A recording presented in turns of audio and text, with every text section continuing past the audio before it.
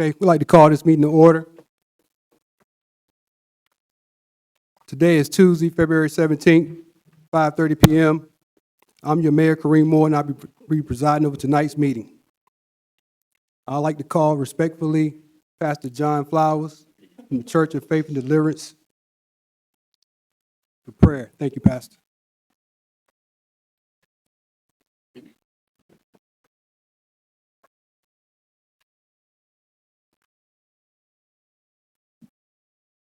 Grateful and thankful.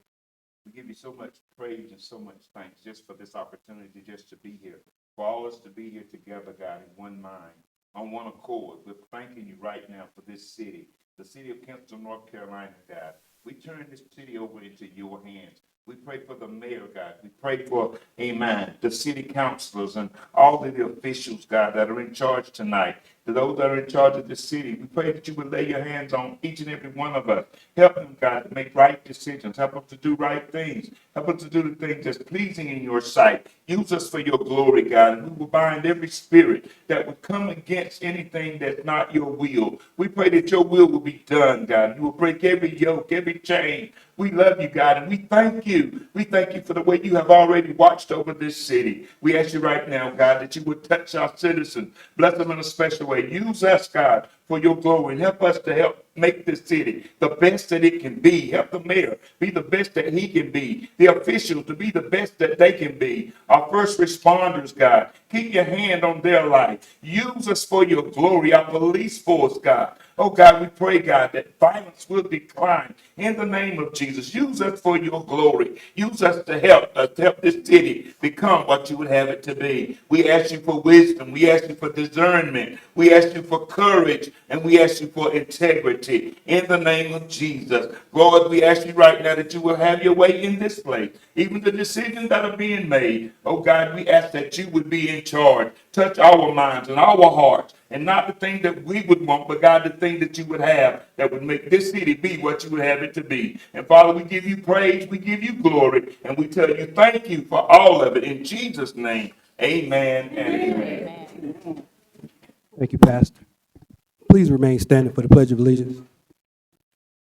I pledge allegiance to the flag of the United States of America, to the republic for which it stands, one nation, under God, indivisible, with liberty and justice for all.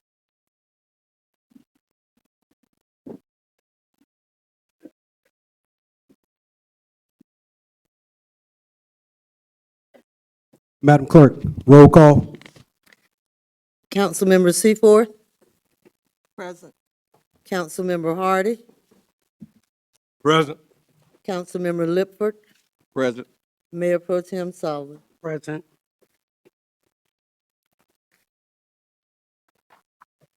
Okay, all present accounted for. I'd like to make a quick note.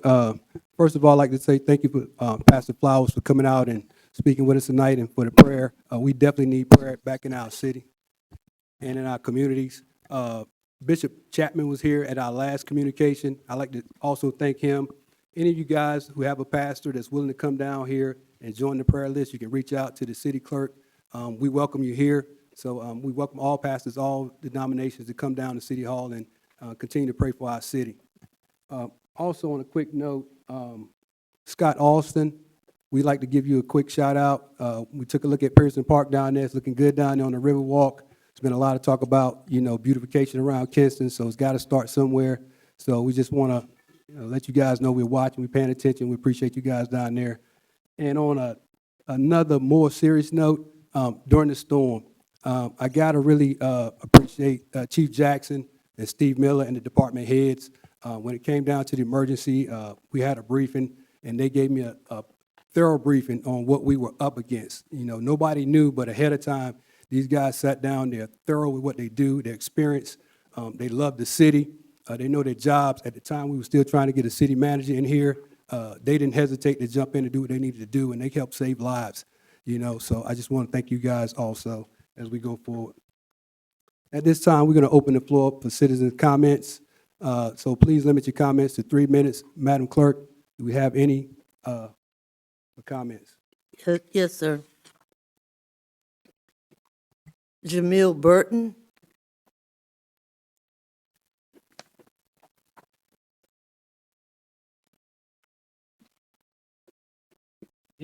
Uh, Good evening. My name is Mel Burton. I'm an artist here in Kinston. I live at 313 West Blount Street.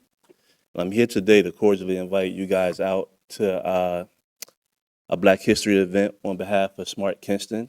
We'll be giving that at February 28th from 3 to 7 p.m. It's a family event, so everybody is welcome, kids included. And on that day, there'll be a Black History celebration of art, music, and culture. And I would just like for you guys to, if you're available, to come on out. We have an art activity for the family as well, and also talk about a little history on the importance of art, on the importance of collecting, and what art does for the community. I know art is prevalent here in Kinston. I've been here now 8 years. And I've been a part of the Act and Walkout mural and other murals in town, as well as all over the country. But I'm just on behalf, it's me, other artists local. I'm bringing artists from out of town, out of state in. So it's just a good event. The reception is, again, it's February 28th, 3 to 7. And also the work is going to be up the whole month of March for people to come by and check us out. You didn't give us a location? Smart Gallery on Queen Street, is it 211 North Queen? If you know where Gino's Barbershop at on the corner, it's 2 doors down from there. And if you like, I have a flyer I could leave behind. Thank you. All right. Thanks for your time.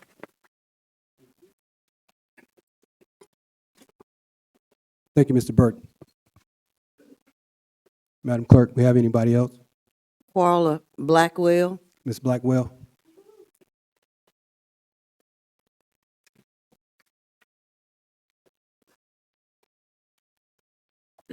Good evening, everybody listening.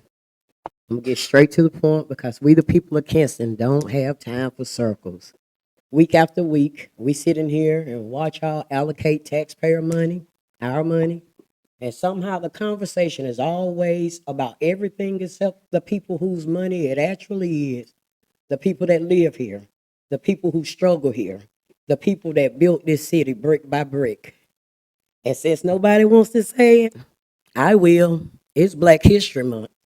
And this city, an all-black council, and a majority black city has not said one word about it.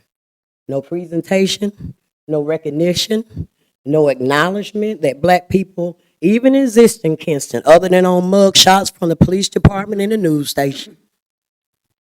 Meanwhile, the outlets did take their time and let us know that the American Heritage Committee put a marker down at standard 3 years ago. They did their part. But when I looked at the agenda online, I see recognizations, presentations, but not a single one of them are to represent Black History Month. That's unacceptable. We cannot keep acting like black people are the least of this in the city that they built. Like, we can't keep hearing there's no budget when it comes time to celebrate black history or the black communities. You know, we spend out thousands of dollars on the 4th of July. We find the money for festivals, concerts, the Christmas parade. We find money for everything. But when it comes to Black History, month or the black community, it's never no money. Like, even the fireworks, we found money to help support fireworks at the Granger Stadium. You know, let's be clear. This city was built for us, by us, and it has turned into a city for them. We calling for change. Like, we got a new administration. It's time to make some changes. You guys got opportunities to make laws. We proclaim LGBTQ month. What's wrong with Black History Month? What's wrong with a parade? As we move into this 2026, 2027 budget, I see it's on the agenda tonight. I would hope that some of the conversations are about East Kinston revitalization, support for the homeless, help for the addicts that's walking these streets, programs to help these children know where they're from, We always talking about the crime rate. If we taught them where they came from, there probably wouldn't be no crime. They'd probably be trying to help each other instead of kill each other if they knew how bad the white folks tried to kill us back in the day. So if we don't teach them, we can't expect them to do no better. You know, I'm gonna say it again. I hope you guys put some of this stuff in the budget. Year after year after year, hundreds of years, we've been ignoring. We got an Thank all-black you, Mr. council. Blackwell.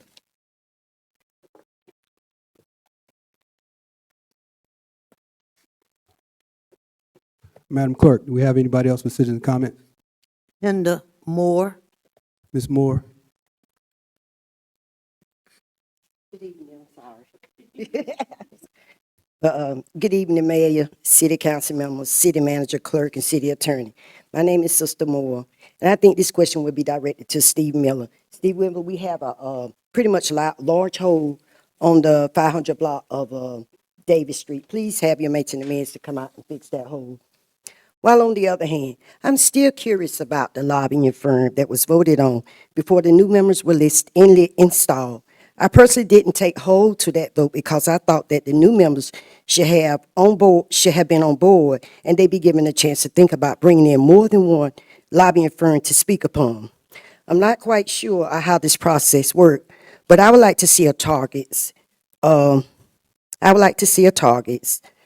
me catch it now.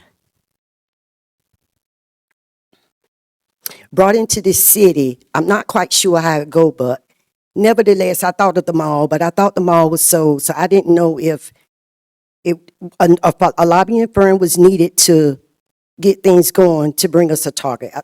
So I thought that would be nice in this city for revenues. While on the other hand, I think the suggestion is vital because if we're gonna talk lobbying, let's talk about the mall. I think Target would be nice. It's employment. You said that the lobbying firm was supposed to bring in 20 jobs. What's wrong with the targets? Nevertheless, while on the other hand, I'm really not sure about the homeless issue because every case is different. If you live in a homeless shelter, there are rules and regulations that you have to follow. There are donations, they have to meet goals, and maybe some grant money. But nevertheless, we cannot keep holding the homeless hands. They have to do something for themselves too. Everybody's got different situation. For what reason, we don't know. But there are some that come positive out of staying in the homeless shelter. There are some that come negative. But we still cannot continue to hold our hands for reasons. If you keep doing that, then if you got somebody, the shelter is a temporary home, not a permanent home, not a lifetime stay. So to say, I don't have a problem with the shelter. I don't have a problem with the lobbying firm, but this with the homeless is just a bit too much. Because some people are homeless because they want to be homeless. Some people don't care that they're homeless. Some people can't help themselves if they really wanted to. But some choose not to.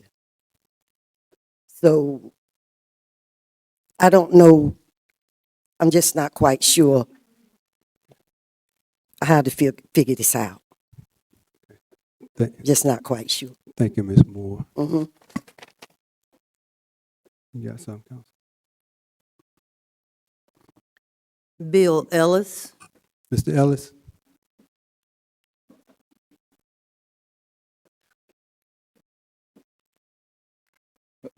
Mayor and council, I want to invite each of you out and all the people out here today and then the citizens of Kinston out to our Professional Baseball Sports Hall of Fame.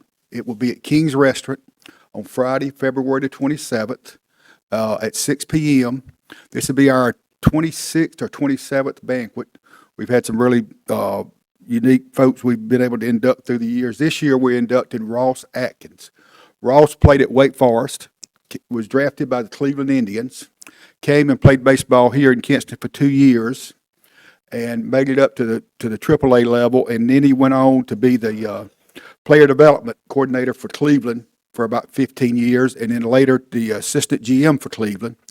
And from there, he went to Toronto, and then last year, as the general manager for the Toronto Blue Jays, he probably put together the most talented baseball team in the world. They finished second or runner-up in the World Series last year.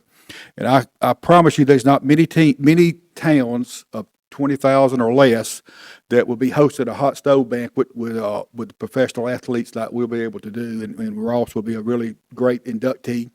We're also going to honor that night the World Series runner-up, the 12 and under Dixie Youth Girls softball team from here. And then Rabbit Fulgham, Coach Fulgham is in the North Carolina Sports Hall of Fame, but also has done a tremendous amount for baseball in Eastern North Carolina through the years, and we'll be honoring him also on Friday night. So we'd love for y'all to come out and join us. I promise you it'll be a great time, and it will be just a fun time and a great meal. And I also want to thank you for your support you've given the Bird Dogs and getting us going. And we had a great year last year. We were able to draw over 60,000 people. And this year, our goal is to add 300 people a night to the ballpark. So we're working hard. We want to invite everybody out. And our goal is to be the most family-friendly ballpark in America. And we're not just saying that. We've made a commitment to that this year. We've lowered our prices to $5 for a kid. So any kid can come to the ball game for $5. I promise you, you can't go anywhere in professional baseball and get a kid in for $5. So we lowered our prices so a family of four can go to a ball game and enjoy themselves and be able to have a great time. We're home on July the 4th this year again, so we'll have a great fireworks show that night. And opening day is May the 12th, so we're really looking forward to it. But do want everybody to come out and enjoy the hot stove banquet on Friday night, February the 27th at King's Restaurant at 6 p.m. Thank you a lot. Thank you, Mr. Ellis. Anybody else, Madam Clerk? That's all, sir. Okay. So we're going to close the floor for citizens and comments, and unless anybody else has anything they want to say. Anyone? Okay. No one. Ma'am, can you step to the podium, please?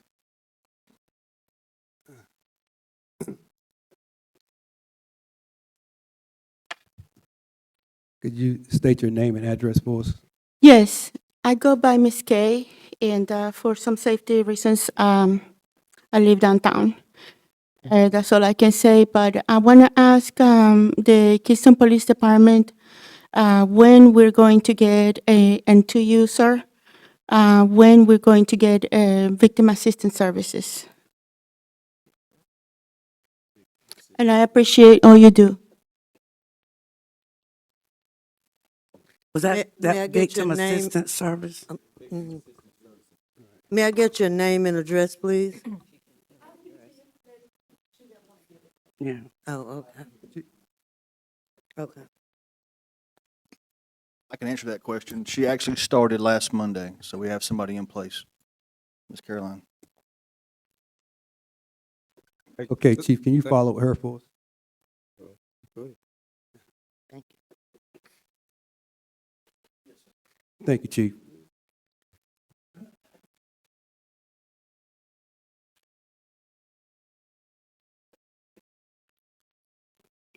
Mayor, if I may, I'm not sure if Reverend Flowers would be able to say the duration of the meeting, but I did want to say to you that the eulogy that you gave for our beloved Commissioner Roland Best was, you called it the Roland Best test, was one of the strongest messages that I'd ever heard. And I'm not sure if Winston Funeral Home recorded it or whatever, but the charge and the challenge that you gave to elected officials, it was extremely powerful.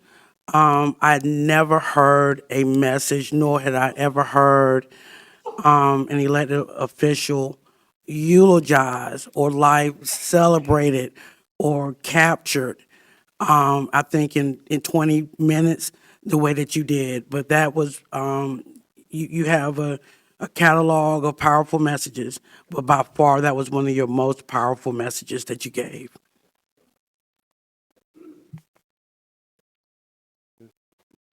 Thank you. Okay, at this time, we'll entertain a motion to adopt the agenda. Okay, I got a motion from Mayor Pro Tem Solomon, second from Councilmember Ledford. All in favor, vote by saying aye. All opposed have the same right. Seeing none, motion carried.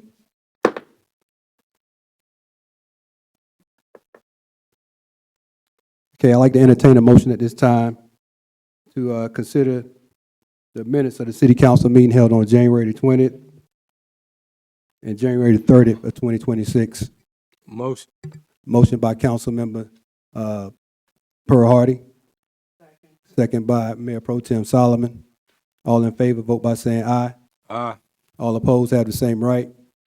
Seeing none, motion carried. Okay, at this time, we'll move on with presentations and recognitions. First, we have Kristy Kelly from ARTbeat. Ms. Kelly, if you could step forward, please.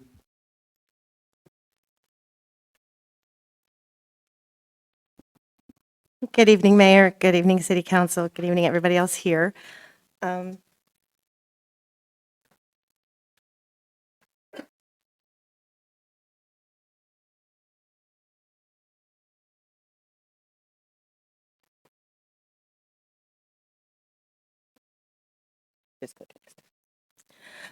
My name is Kristy Kelly. I am a member of the Smart Kinston program. I am a board member of RAD. I am also a writer of local news and columns. I created an app that I really think would benefit small towns like ours because it's built for artists by artists. Local Artists was built for artists who struggle with visibility. Because Facebook is the way it is and social media is the way it is, it's your dollar that speaks, not your talent. Go to the next one. So local ARTbeat has 4 primary core concepts: capture, discover, explore, and community. Capture is very simple. It's you going outside, going to see downtown, exploring the areas around you, capturing the art with your phone. Murals, statues, benches, street art, graffiti, it's all art. It's already here. Then the next person who uses the app and wants to explore your downtown can discover it. And it's gamified. It's equivalent to like Pokemon Go for art. So you have your phone out and you're in a new town and you want to go see all the murals around you. The app will show you where they are. It'll show you how to get there. It'll help you discover new places that you probably wouldn't have explored otherwise. It increases foot traffic downtown. It drives people to want to explore the streets that we already have. The Explore concept is for artists. Artists who subscribe to local ARTbeat will have their own storefront, their own social media feed. They can host auctions, they can host live auctions for their art. There's an entire commission-based system for there. If you see somebody's art that you like and you say, you know what, I want something from that artist, you can commission them directly through the app. The community concept is there is a direct social media feed. You can engage directly with the artists that are subscribed. You can ask them questions, you can watch their work as they create it. The more they post, the more content they provide, the more users can engage with. So why did I build it? One, because I'm an artist who struggles with visibility. And I'm someone who has a pretty decent writing platform, but I still to this day struggle with getting outside of Kinston. So I built something that would be a vehicle for myself to do that, but I'm not selfish. I wanted everybody to do it with me. So local ARTbeat converts discovery into income for artists. It gives them the ability to be seen and to earn real money by real people who want to buy art. It's good for downtown engagement for people who want to explore those areas. It helps because small towns already have the art. It's already here, and regular social media doesn't care. So local ARTbeat provides real art in real towns that's not made by AI. Like I said earlier, the app was built for artists primarily. but it was also built for people who like art. It was built for local businesses who want to use it as a vehicle to advertise directly to the people in that community. When you advertise on big platforms like social media or Instagram, you're fighting algorithms. When you advertise on local ARTbeat, it's your zip code.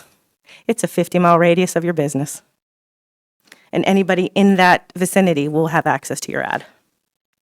So it keeps people downtown, it increases foot traffic, and it supports tourism. Which is why Kinston is a fit. Kinston is a fit, one, because I built it quite literally for this town. If you've known me for longer than 5 minutes, you know that I am an advocate for this town as often as I could possibly be. I try to get people to love it as much as I love it.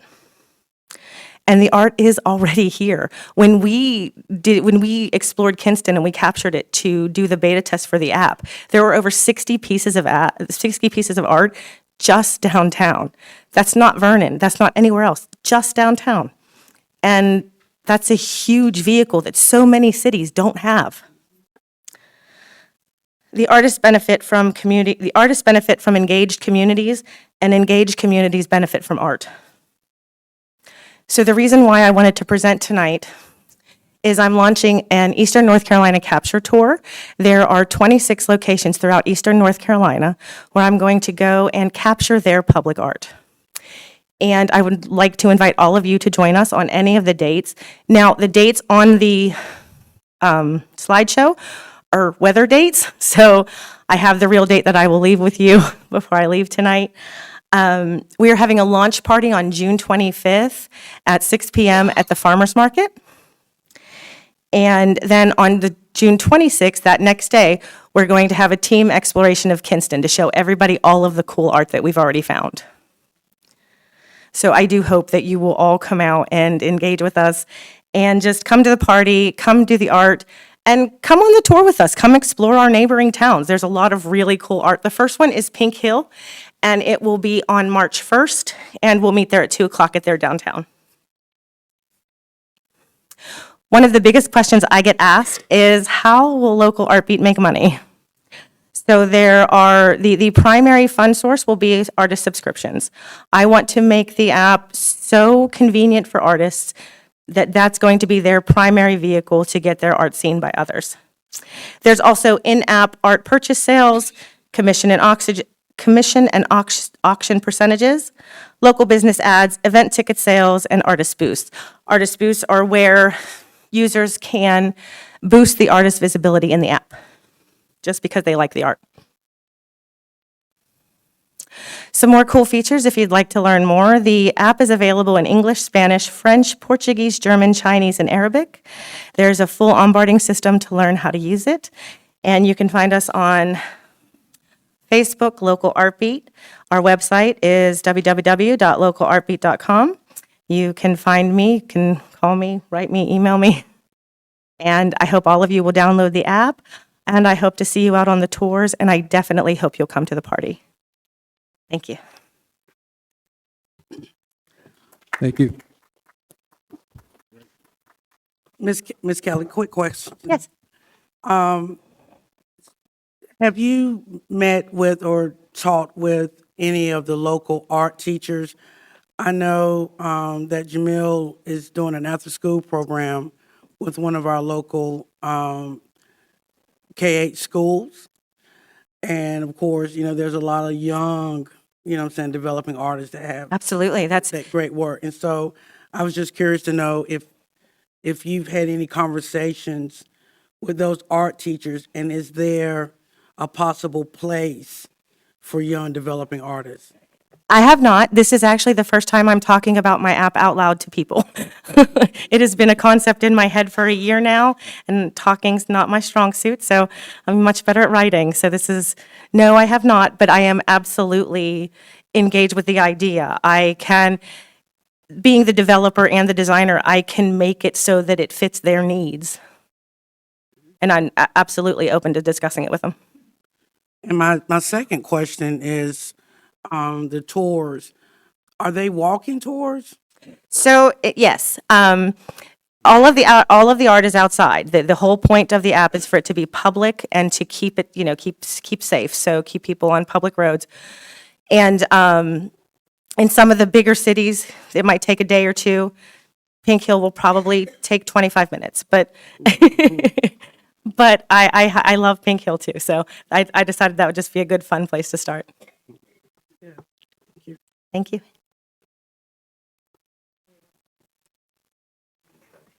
May I speak? Yes, ma'am. Go ahead. I think what you have presented this evening is a wonderful idea. And it seems that everyone's going to benefit because the artists will benefit, the citizens will also benefit. And with STEAM being pushed in our schools, K-8, I think this is a wonderful idea to really get our young people involved and see all that Kinston has to offer, since this is a wonderful place to live. I think so too. And I'm even open to talking to the young people about how I built the app. I didn't go to school to build an app. I built the app because I got bored one day and it just grew. But you're absolutely right, Councilwoman. I recall some of our students have had art featured at the Arts Council. And just them being able to share their work, with the public and, actually have people, bid on their work, what I'm saying, is encouraging. And then, where something that you love to do, what I'm saying, at a young age, being paid, what I'm saying, for your work and for your art, so. Absolutely. Offering people visibility is what the app's purpose is. It is a vehicle to provide visibility for your creativity, to your talent, to you purchasing the app, but also to get people outside. I think we are so stuck behind our screens. I know I built an app, so that's a little condescending of me to say, but I want you to take your screen outside with you. And I want you to meet new people, and I want you to engage with them. It's gamified, so you get experience for everything you do. Ms. Solomon, Mayor Pro Tem.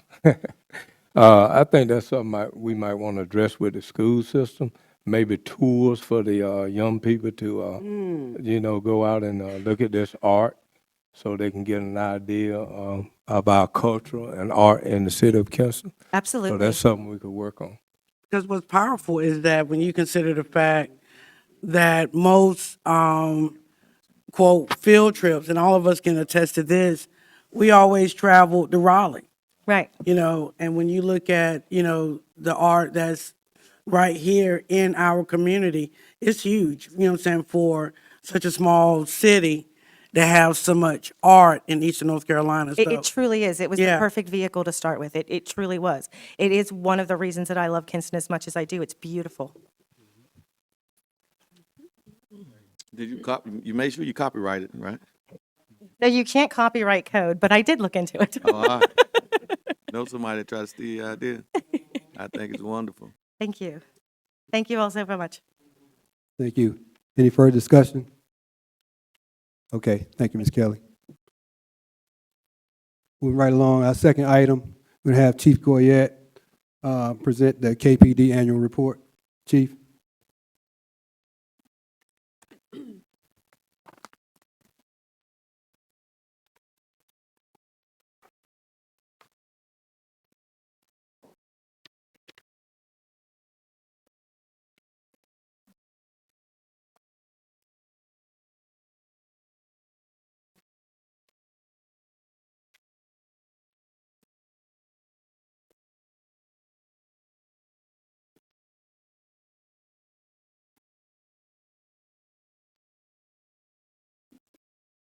Good evening, Mr. Mayor, council members. Quick plug, I actually am an owner of that app, and it's a really cool app, so good job, Ms. Kelly. All right, so I come before you tonight. When I originally put this together, we didn't have such a large docket, so I'm going to try and go as quick as I can. We missed, because the last meeting we had a storm, so 10 slides I'll go through in less than 10 minutes. This is our annual report. We complete this every year. We've been doing this since 2000, and I've been presenting this since 2023. So I also present our quarter crime stats every quarter. So I'll be doing that in April and then in the summertime and so forth. So, real quick, why do we complete an agency annual report? Well, we do that because accreditation tells us we have to do it. That's the main reason why we do it, and we've been doing it since 2000, because I knew way back then that I wanted to be an accredited agency, before I retire. And we're on pace for that, and we'll talk about that shortly. But it's also for transparency purposes. It also highlights what we're doing as an organization in the community, and it's also a historical record for the police department. It's sort of like a report card. You can find this on our website. We put it on our social media, I think, a week ago, advertising it, but you can find it on our website. Well, there it goes. There's my reason. All right, so this is something very, very important. I'm going to summarize some of the document. You're looking at 68 pages, but this is probably the biggest thing, and this is budget. This is something that gets spoken of the most, is budget, budget, budget. So you can go through the document, and we also have a budget document that's 4 or 5 pages, which breaks down every single dollar that is budgeted by the police department. But as you see, our budget this past year was $10.2 million. 1.2 of that was capital outlay. 1.8 is operating expenses. The rest of that goes to employee salaries and fringe benefits. Capital outlay is something we don't get every year. That's something we get about every 2 years, and that's how we purchase our vehicles. I'm not anticipating us getting a large amount of capital outlay this year, and I do anticipate our budget going down significantly this coming up year. I hear you, Ms. Blackwell. All right. Budgets fluctuate. They fluctuate. Hold on for a second, Chief. Ms. Blackwell, I'm gonna ask you to leave if you do that again. Okay. Go ahead, Chief. Sorry about that. All right, so our strategic plan, this is something that we've had for about 5 years. We're finishing it up this year, and we actually have a team put together that we're working with to plan the next 5 years. There's 10 goals in there. We've accomplished 9 of those 10 goals. We're very, very proud of that. Something of importance is our calls for service and traffic stops. Our calls for service is down this year compared to last year. We actually had 958 less calls compared to last year. Our traffic stops were down 237. So overall, activity as far as that goes was down 1,195. Something else we're really proud of is our traffic stops and crash map. If you go to our website, this is updated every single week. You can see where officers are stopping cars. You can see where traffic accidents are taking place in our community. We also have another map on our website which shows every crime that takes place in the city. It's interactive. It's updated every 24 hours. With the exception of sexual assaults, every crime is listed up there. It's very, very interesting to see that. All right. This is going to be our annual shooting stats right here. For the last 4 years, our murders have remained the same at 4. I would love for it to be 0. I remember when I was a young officer here, we were having 10, 11, 12, 13 murders a year, so there has been improvement over the years, but I would love for that to be 0. People shot this past year did increase from 18 the previous year to 25. Out of those 25, we did make an arrest in 17 of those cases. Overall shootings increased from 89 to 101. Now, in 2023, we changed the way we do our crime reporting, not just us, but the state did. We used to do uniform crime reporting through the FBI. Now we do NIBRs. Back then, when we would classify a shooting, it was with if somebody was hit or a property was hit. Now, if a shooting takes place and we locate shell casings, we add that to it. So there is an increase in shootings the past 2 years compared to previous years. With that being said, there's not really an increase in victimization. All right.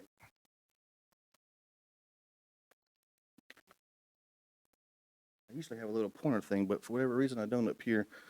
Crimes against property, or burglaries, breaking and enterings are down from 196 to 172.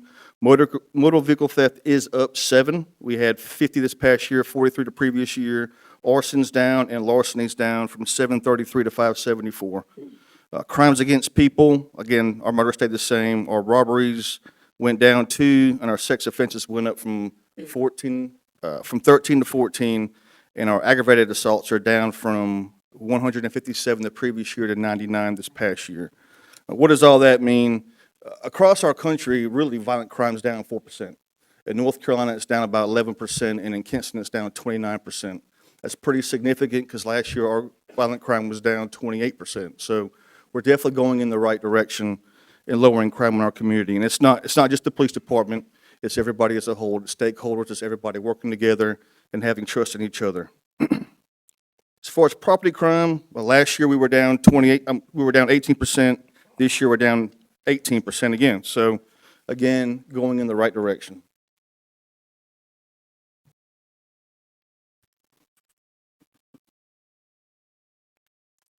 As far as our agency stats, over here we got our vehicle stops, our arrests, as well as citations.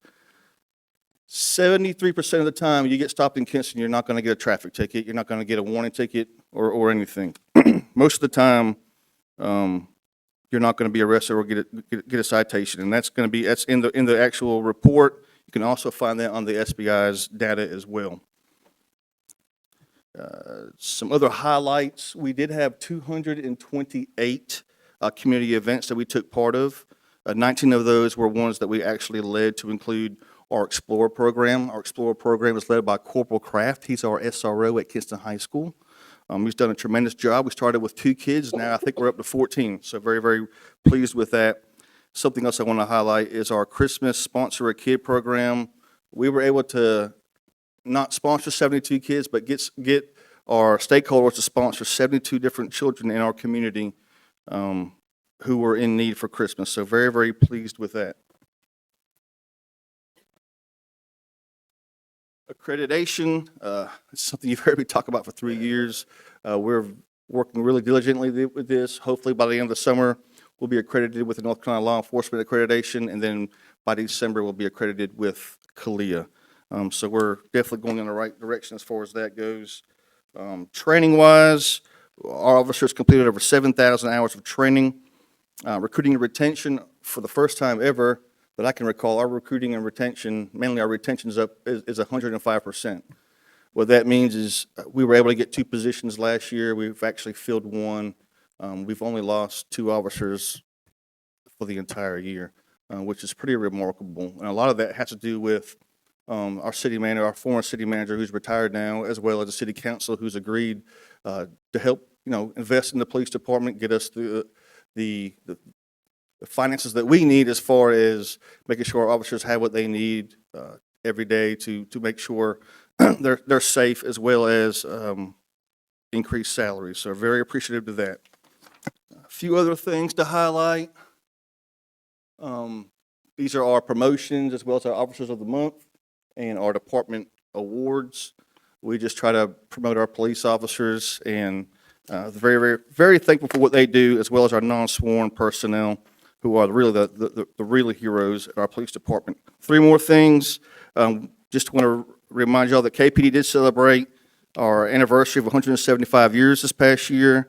We were named the Law Enforcement Agency of the Year, and we actually have the Crime Scene Investigator of the Year for the state of North Carolina. So very pleased with the men and women of the Kinston Police Department, and I definitely think that we're heading in the right direction. So thank you. You can find any information on the 68 pages on the annual report. Also, we have our strategic plan on the website, as well as 2005 through 2000. So does anybody have any questions? Hey, Chief, I do have one question. Yes, sir. for you. How is our youth crime going at this time? Our youth crime it's been steady for the most part, which is good because it was on the way up for the past 3 years. So we've kind of remained stagnant for the past 2 years, and I'm very thankful for the community for helping us out with that.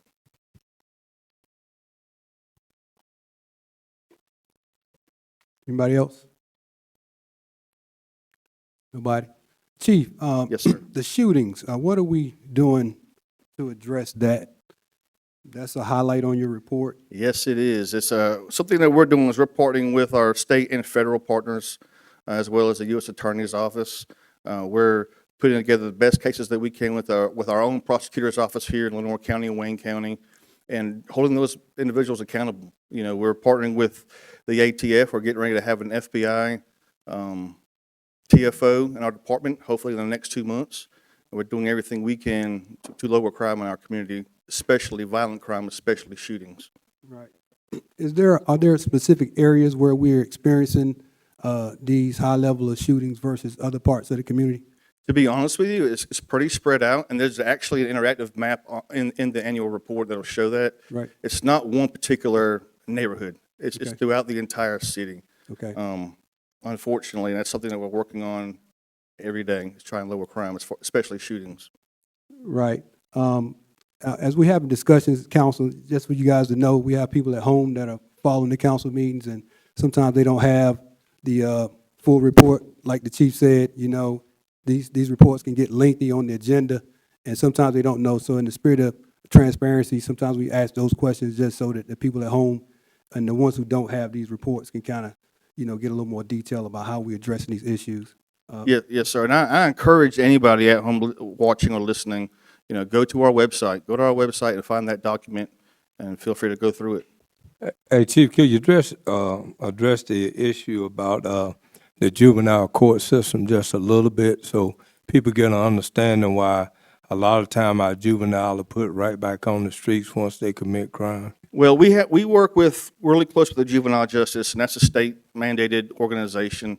And, you know, they have their own court system. They have their own, I hate to say it, but like a juvenile prison system. So, and within 10 days of arresting a juvenile and putting them in a temporary jail, they have to go before the court. At that point, they will be given an attorney, and the case will be handled within a 6-month time, and it'll be up to the judge to proceed as far as that goes.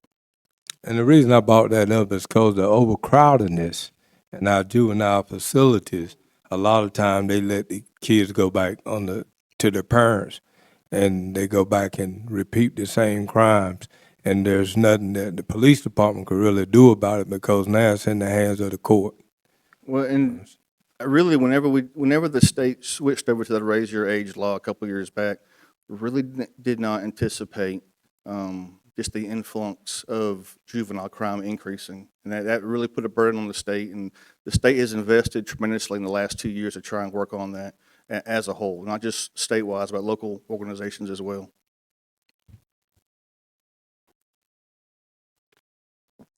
Anybody further? Okay, thank you, Chief. Thank you, sir.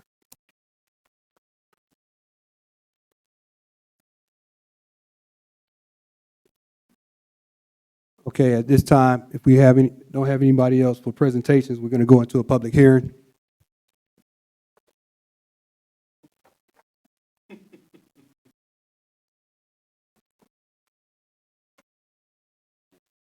Okay, I now declare the public hearing open. Let's stop. Let's get Jordan to come up and give a little brief summary of what Jordan, all this. Ms. Blount, you got it? Okay. Yes, sir. Thank you. Thank you, Mayor. Thank you. I have the pleasure of introducing, because I don't think he has come before you, our Community Development Planner, Jordan Kearney. He is also our Historic Preservation Staff Liaison. So tonight he is going to present to you local landmarks that are coming up before you for your approval. And so without further ado, I introduce Jordan.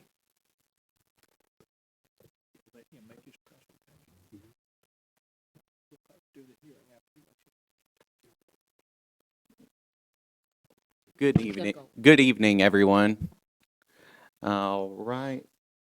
As Ms. Blount said, my name is Jordan Kearney, and I'm the Community Development Planner for the City of Kinston.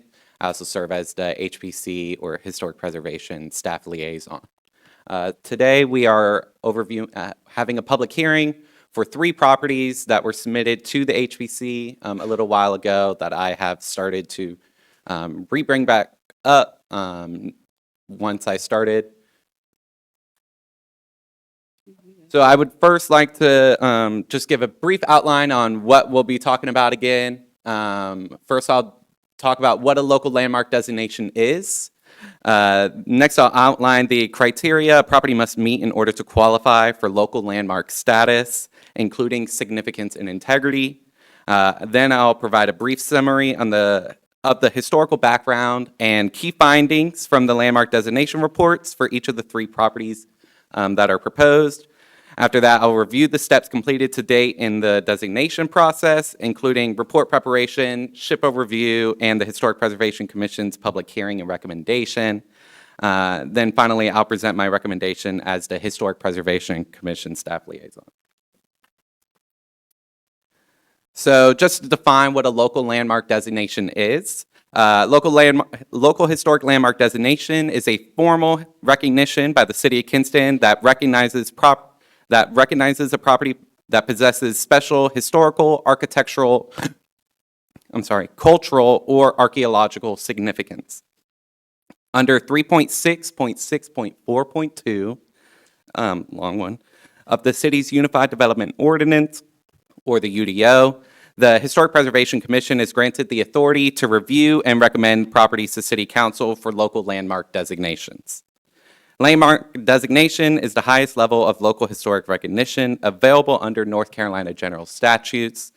Once designated, any exterior changes to the property would require a certificate of appropriateness to be approved by the Historic Preservation Commission to ensure that alterations are compatible with the property's historic character and our historic design guidelines. In order to be designated as a local landmark, a property must demonstrate special significance, meaning it contributes to Kinston's history, architecture, culture, or archaeology, and it must also retain enough integrity for its historic character to still be visible and recognizable. To document this, a landmark designation report was prepared, which explains the property and how it's significant and how it retains its integrity. So the first property in question would be 200 North Queen Street. I provided a top-down view for you guys. This is located, as I said, at 200 North Queen Street. Historically, it's known as the Farmers and Merchants Bank. However, it's currently known as the O'Neill.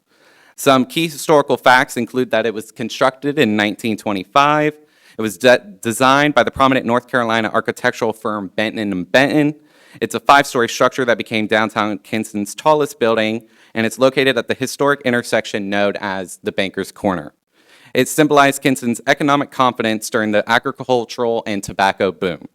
Some reports that you can find in the fact include that it's significant for its association with Kinston's early 20th century economic expansion, particularly banking and agriculture.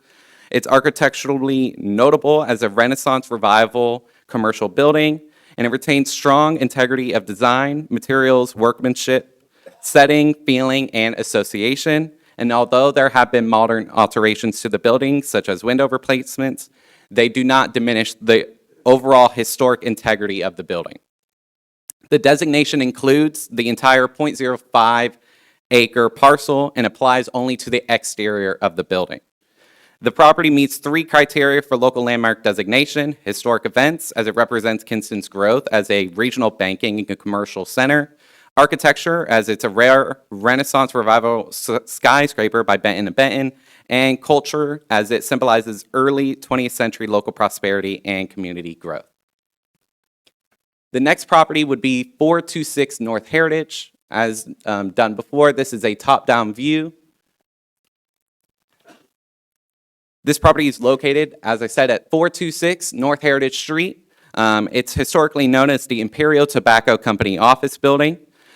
It served as the administrative headquarters for the Imperial Tobacco Company, one of Kinston's major employers at the time.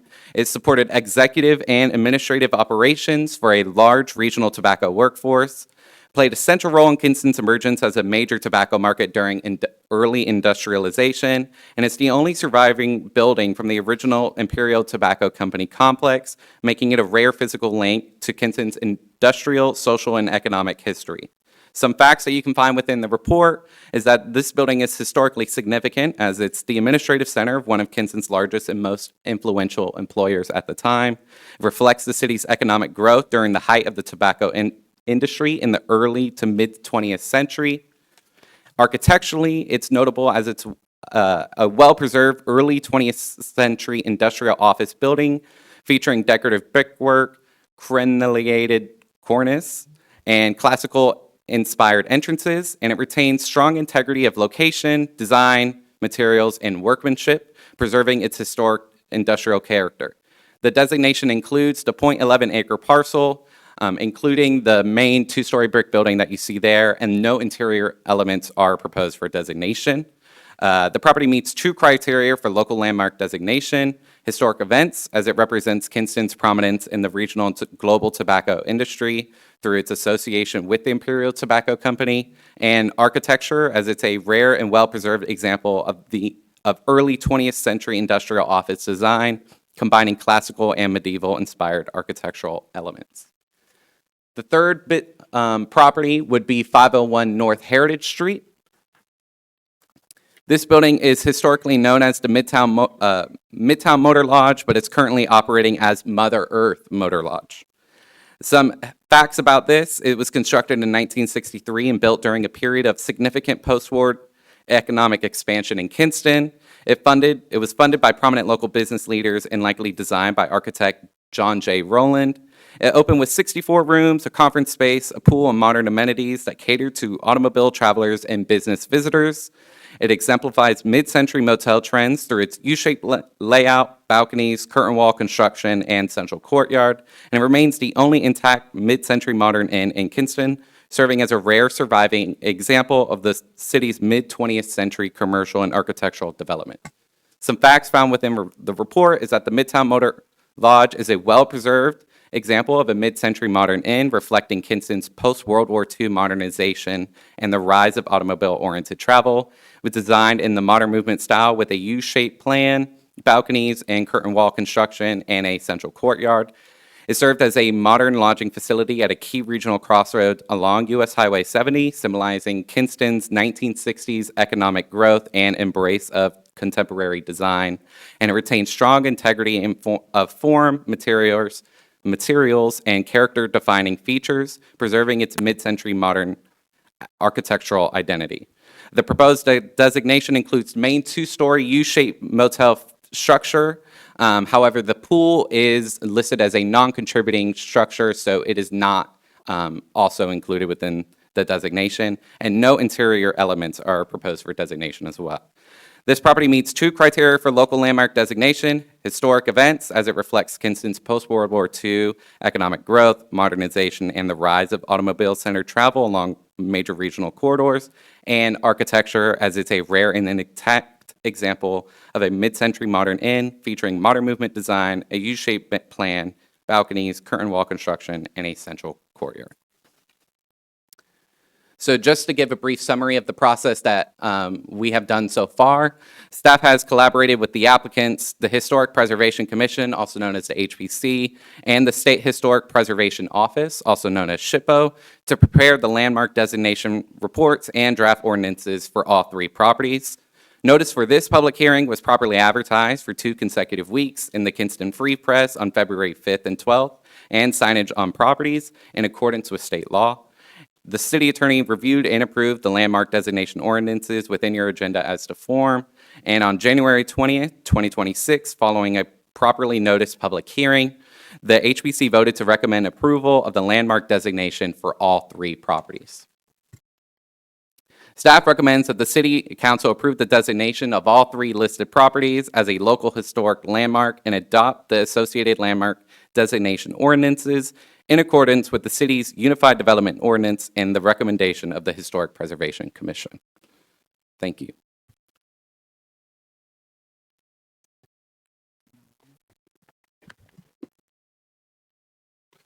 Thank you. At this time, we're going to go into public hearing.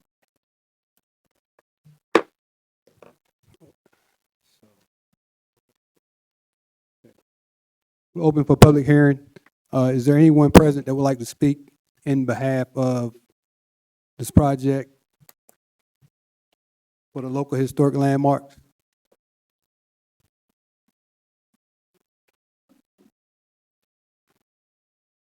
State your name and address for us, sir. Thank you. Yes, I'm Dean Baker. I work at 114 West Blount Street.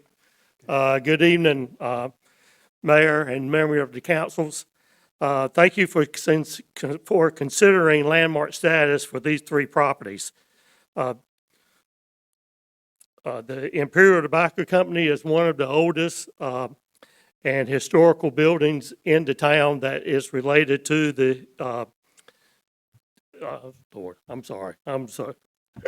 But the Imperial Tobacco Company is one of the few historical tobacco-related buildings still standing in our community.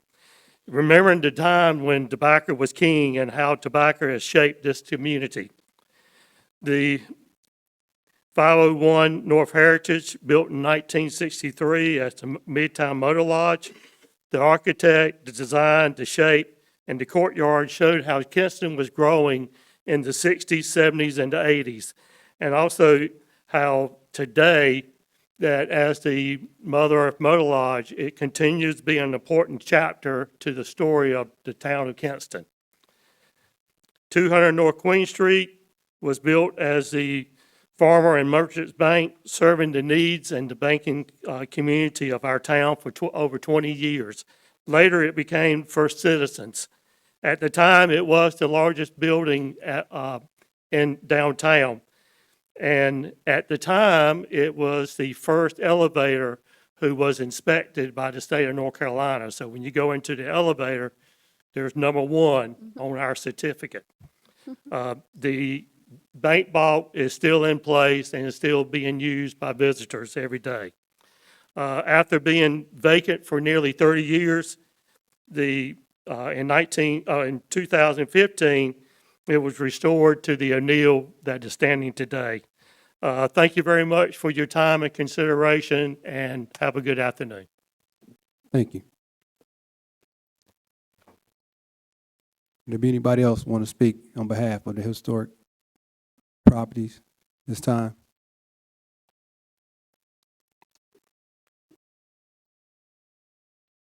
I'm gonna say this, you guys. I wasn't gonna say anything, but I had a couple people call me to let me know that this was on the agenda, and I don't have. I mean, they are historical buildings, but who are they benefiting?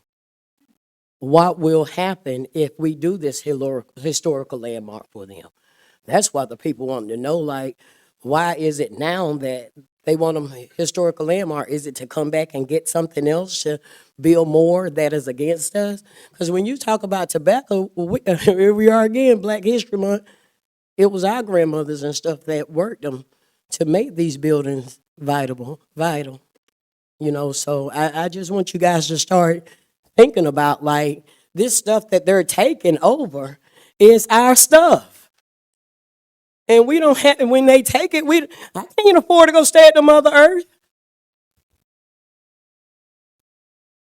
If I wanted to go stay at the Mother Earth right now, it's gonna cost me about $200 a night. And our historical landmark, there used to be a $55 hotel. You know, so I'm just saying, when we keep giving these people this stuff and big tax breaks with it, we're talking about inclusion season now. It's time to include us in some of this stuff. Like, you know, I've been looking at some of the deeds to these properties. And although that we're not supposed to still be practicing the clause from 1964, we are. And we got to start looking at, look at some of the deeds to these properties. Kinston High, can't be no black leadership. You know, our historical property is our historical property. Kinston was 70 and 80% black up until recent. So this stuff didn't come from them. I'm trying to figure out why we keep getting it to them.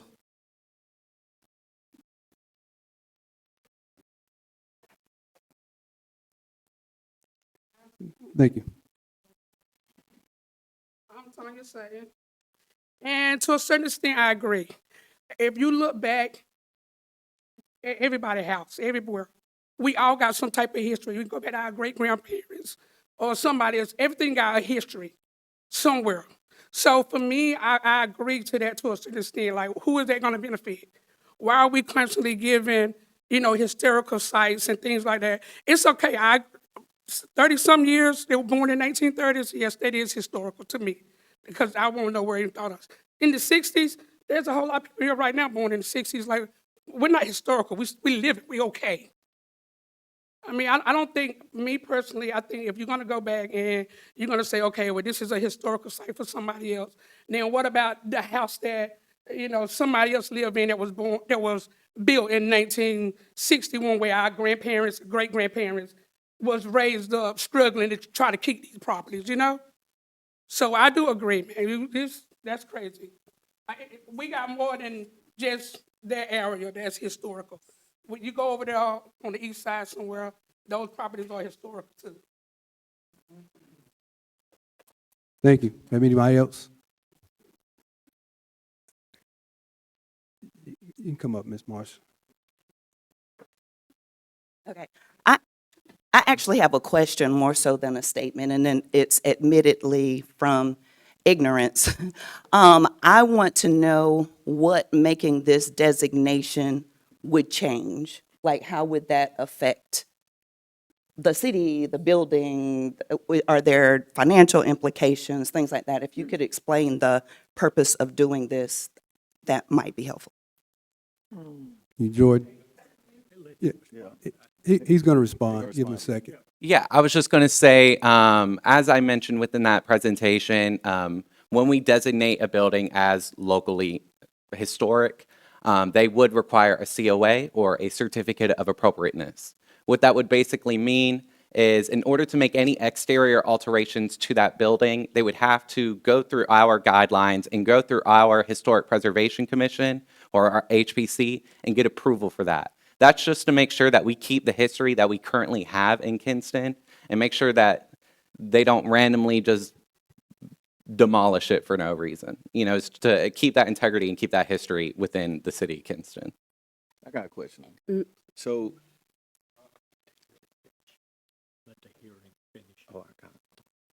Mayor, may I interject and add to that? Please. Thank you. It doesn't cost the city anything. It will be no burden to the city.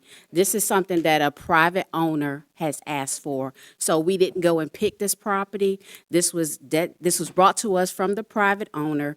He actually did his historical study and then presented. It is by the state law that we have to bring it to city council in order to be considered a local landmark. So that is why it has come before you tonight. Thank you. Yes, Mayor and public, I respectfully disagree, especially because most of the population in Kinston, North Carolina, lives under poverty line. Being myself I'm in the middle,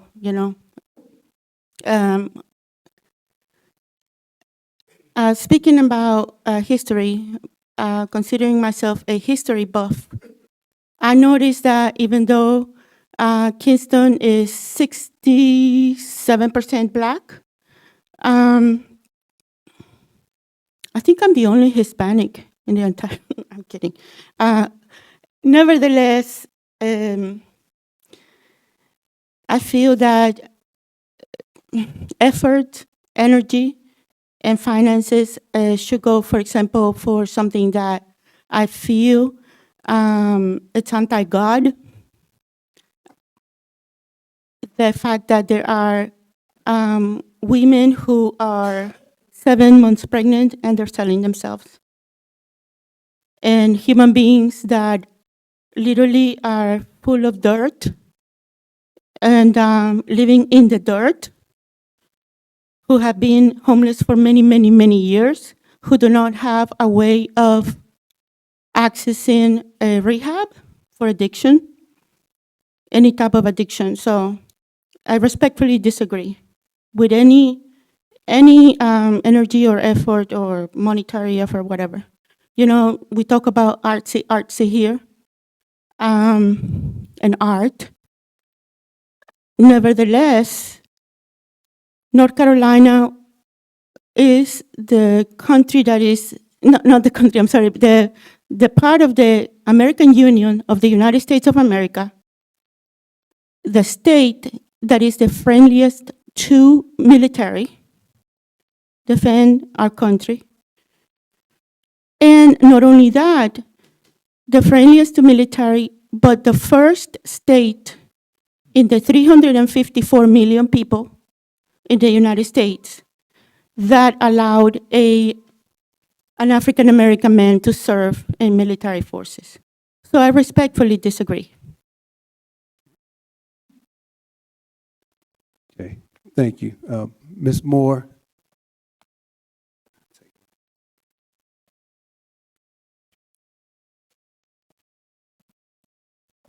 Good evening, here I am again. I'm pretty much confused. I thought that what he was talking about was 3 buildings, landmark. Okay? So there are other buildings that are in that condition that the same thing can be done to those buildings. Am I right? Right. So what's wrong? Oh, bring it to the table. Bring it to the table. Okay.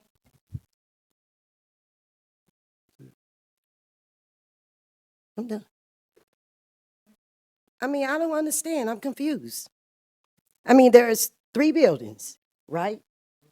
Landmark. One is five stories high. Mother Earth Brewing, the Imperial Tobacco, old Imperial Warehouse, Imperial Tobacco. They're all running, up and running, in good condition. But are you saying, can you tell us that there are other buildings out here that are historic or can be landmarked? The same thing can be done to those buildings. So what's wrong? I don't understand. Bring it to the table. That's what to say. I don't know.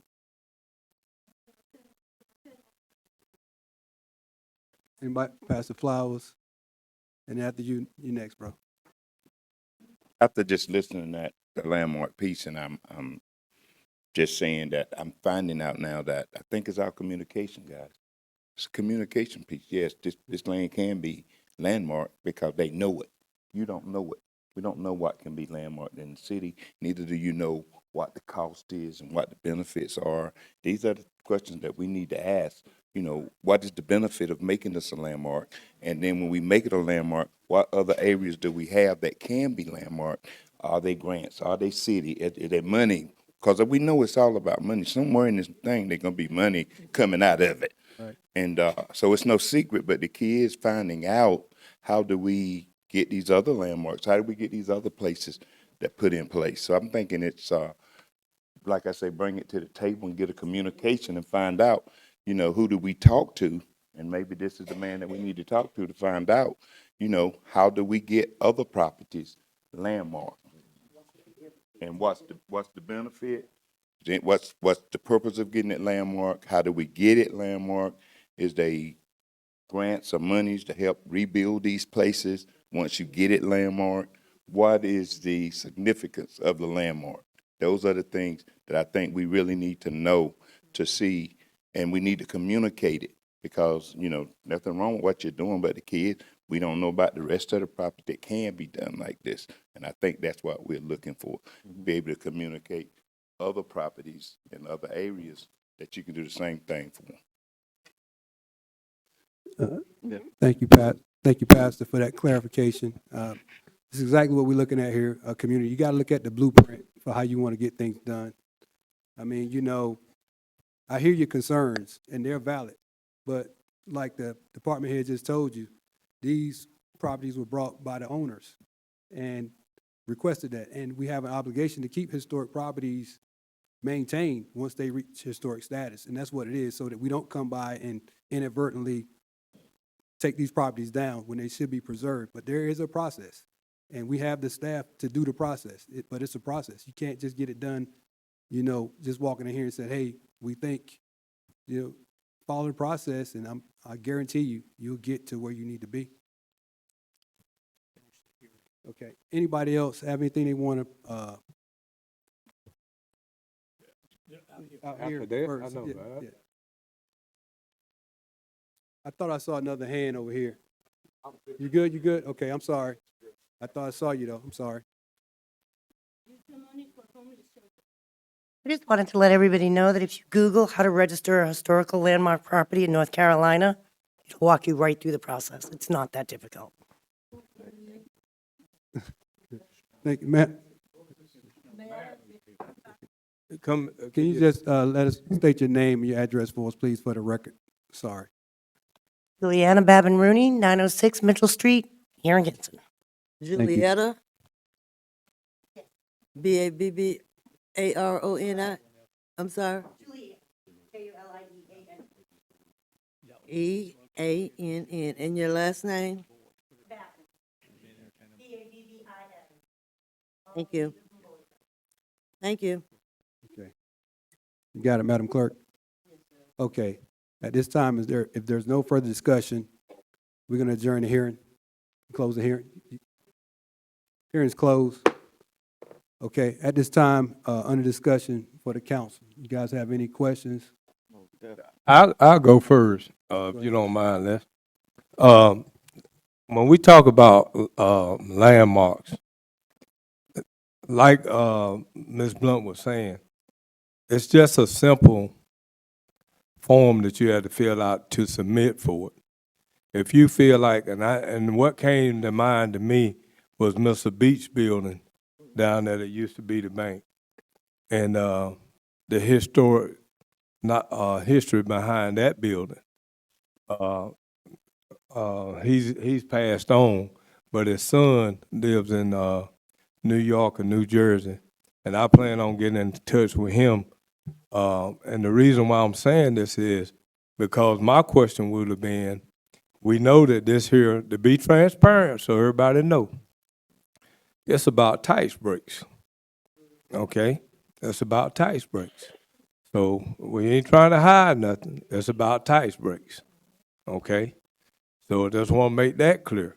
But like I said, there's a lot of property that's on Queen Street owned by different people that can apply for the same thing that Mr. Hill is asking for. So if you need to get with Ms. Blount or whoever about the process, we're glad to support you and help you in any way we can to get it done. But let you know, it's just not these three properties. It's any property that you want to submit for, but it has to be approved. And the council don't approve that part, whether it's a historical site or not. But what's been presented before us tonight, we don't have, me personally, I don't have a problem with it. So the transparency of this going on right here, a lot of people, the miscommunication, if you say somebody's name that you think is benefiting as far as money-wise, this is not that type. It's just that it's a historical place. He put in the proper paperwork. He requested it. So on our computer and our agenda, we say Stephen Hill or requested that these three buildings that's older be historical, right? So that's what we looking at far as what we see. It's not saying that we giving him something. A lot of people think it was like we giving him something. It's just a building that he requested to be for historical. On the other hand, the money-wise, like he said, he's getting a tax break. But we can do the same thing. The education is you can do the same thing as far as the buildings. You got a historical building. My building might be historical. I might need to look at it, but I didn't know it, but something you can look at. So that's the thing that we got to make sure we understand moving forward. But I'm glad. I mean, I like the participation and the education. Once you educate it and you learn the knowledge, then you know how to do these things. That's the only thing that, I see. We educate ourselves, we know more, and we know better. A lot of things that we do when we criticize and bring up negative situations, not knowing what's going on. But once we know, like Pastor Fowler said, everybody got an understanding, and now we can walk out here with some knowledge, right? That's where I just want to leave my point. Oh, you can't do that. I'm sorry. Excuse me. Ms. C4, Council. Yes, I agree, because knowledge is power. And we as Black people, if we have the information, as was stated this evening, then it behooves us to investigate and see that the ones that we know about be placed. We cannot always rely on someone else to do our job. I am not from Kinston. I know a lot about the history of Kinston, but we have some other historic buildings. If you know about them, then I think we need to go through the process. We cannot always be negative about things. Now, I'm a person that looks at things in the right way, and I believe in doing things the right way. So I think that this is what should be done. Let's do our homework. Let's pull up our sleeves and get to work and get the job done. Thank you. That's right. Anything else from council? Pro Tem? Just only while we're on the topic of, historic, neighborhoods, I want to speak to, Mitchelltown, simply because there's so many historic houses in that community. I had, a young lady reached out to me and said that she's aware that there are covenants, in that community. But unfortunately, yeah, it's kind of like an ordinance or such, but she's not aware of it, aware of those. And in consideration, and she was, well, so what I explained to her was, she heard that there was a board, but unfortunately, there is a board established, but it's a board that's not meeting. And so I think that's probably something, if we can get together and talk about. So actually, let me now just, actually, that is something apart from the city. That is a neighborhood. It's like a homeowners, like a association when you get into a neighborhood. Mitchelltown would have their own type of association. So that's not anything that the city has any jurisdiction, has any say-so about. That is just to those members that live in that neighborhood who would get together and select their own board and do any type of meetings. So we really have, if they have covenants, they may be even more restricted than what we would say. Yeah. Because, I know some local real, reached out and said that there are individuals that are interested in renovating those properties. But unfortunately, they don't have, unfortunately, they don't have access to those covenants. Well, you can get a copy of the covenants. You just got to do a little digging because all the covenants have to be registered, recorded with the Register of Deeds. So they will have to do a little digging, but I'm sure we can, or they can find the copies of the actual covenants. And then there's also the enforcement part. So if you don't have a working board to actually enforce those restrictions, then that's a whole nother ball of wax that they would have to deal with because they live in that area. It's a lot. Okay, at this time, if there's nothing else from the council, I entertain a motion. Motion. It's been motioned by Councilmember Hardy, I second it. second by Councilmember Littford. Identify the property in the motion, and we'll need 3 motions. All 3 for all of them? Yeah, you can, one for each one. And I think all you have to do is just, we prepared the ordinances, and just say the Midtown Motor Launch, Imperial Tobacco Building, and the bank. Pretty simple, just say the motion for approve the ordinance. That's perfect. For Midtown Motor Launch. Then.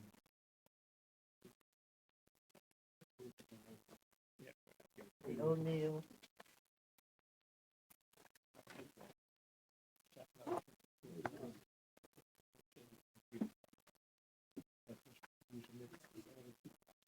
Midtown Motor Lawn, Tobacco Company Building, and the O'Neill. The O'Neill?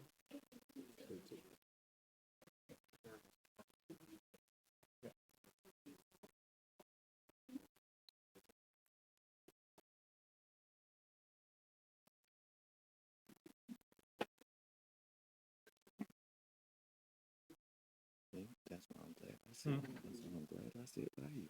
Yeah. I'm learning as well.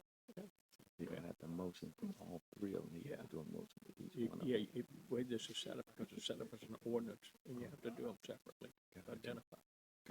And Deborah has to record them, and then, of course, I'm sure he has to send them off somewhere to the state or somewhere for the historic designation. Oh, got it. Yeah, I think that you can just get people to understand Yeah. that you can do, anybody can do Yeah, this. I can do it. That's why I keep telling them, the education piece, they can criticize and navigate. It's all how to hear for yourself. You can come down with anything you got. Yeah, well, somebody to answer your question.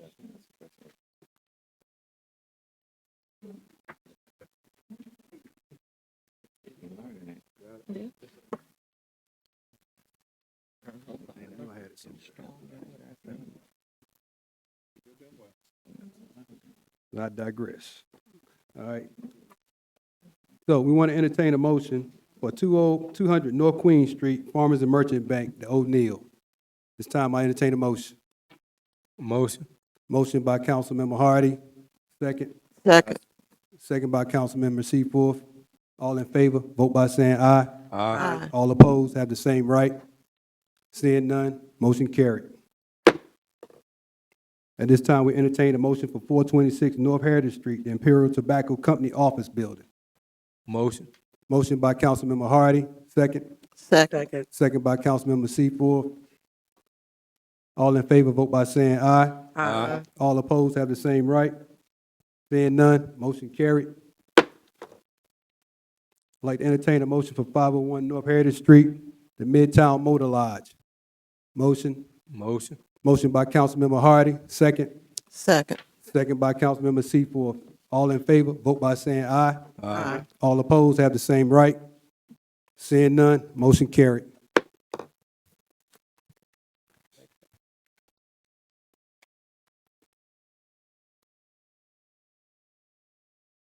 We're moving on to the action agenda. Special events permits from the Kinston Teen Sunday Dinner, Chief Goyette. Thank you, sir.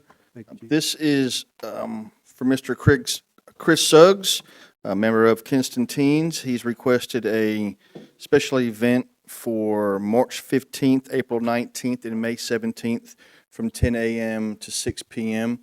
That is to feed the community. He's been doing this for, I want to say, 2 years now. Does require a small road closure on Tower Hill in between Orion and Taylor Lane. It's not a fundraising project. It's open to the public.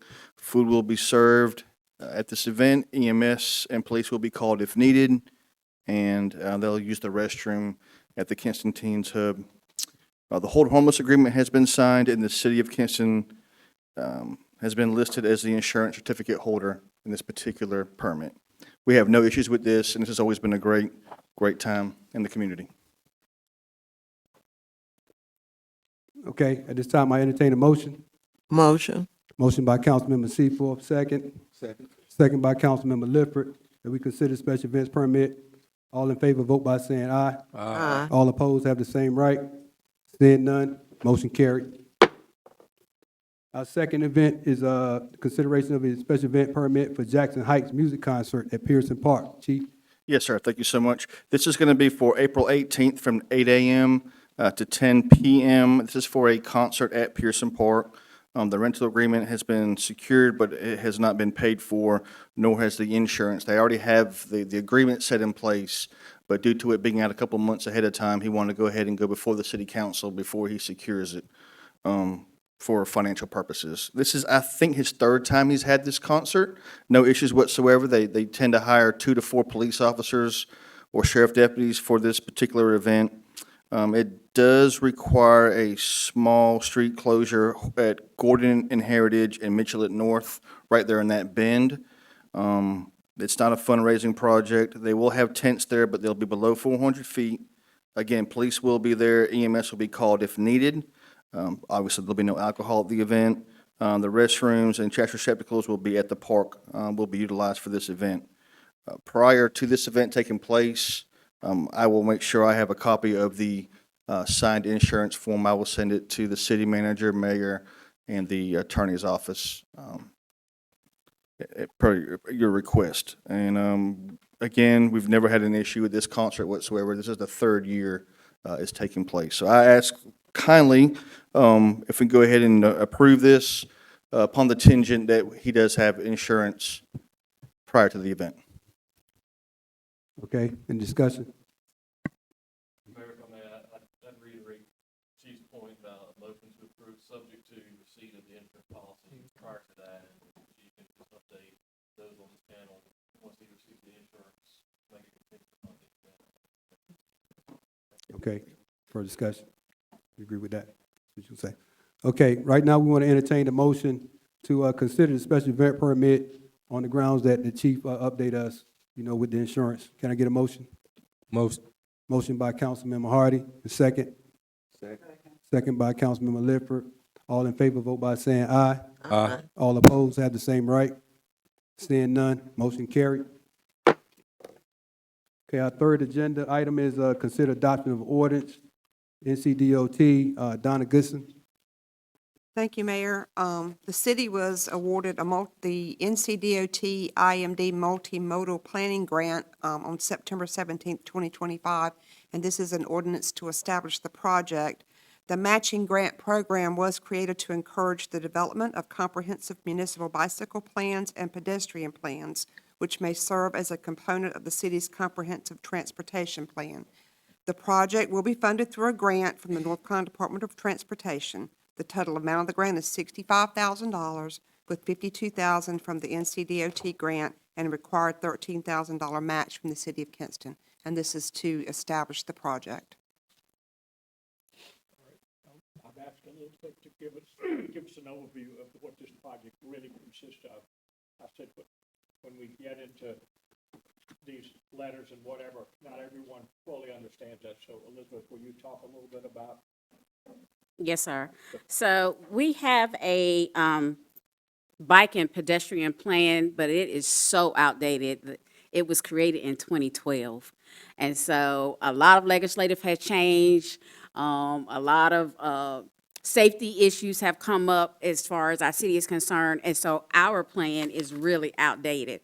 So what this particular grant would allow us to do is to update our plan to current legislative so that we can have a safe bike and ped area. Also, it's going to address sidewalks, some intersections that are hazardous in our area. So all of that would be a part of the update.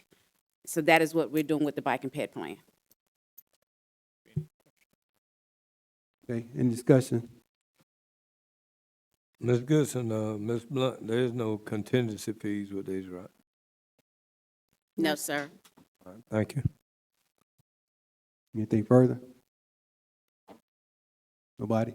Okay, at this time, I entertain a motion to consider adoption of the orders of NCDOT-IMD. I take a motion this time.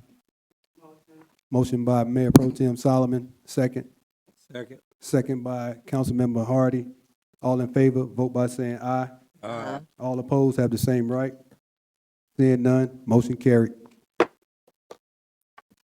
Next item on our agenda will be the consideration of the approval of Amendment 1 for the engineering service agreement with the Wooten Company. No? I'm sorry. Skipped over. I'm sorry, Donna, you still up. Okay. So let's back up. Okay, you're number 4, consider adopting the ordinance to establish the Herritage Street Stormwater Improvement Capital Project. Thank you, Mayor. Sorry. The 2025-26 budget within the Stormwater Fund did allow for a transfer of $2,890,000 to establish the Herritage Street Stormwater Improvement Project. That was approved in the budget. So this ordinance is to establish the project, so to be able to start on the to rehabilitate and replace the existing stormwater distribution system located at Herritage Street between Vernon Avenue and North Street.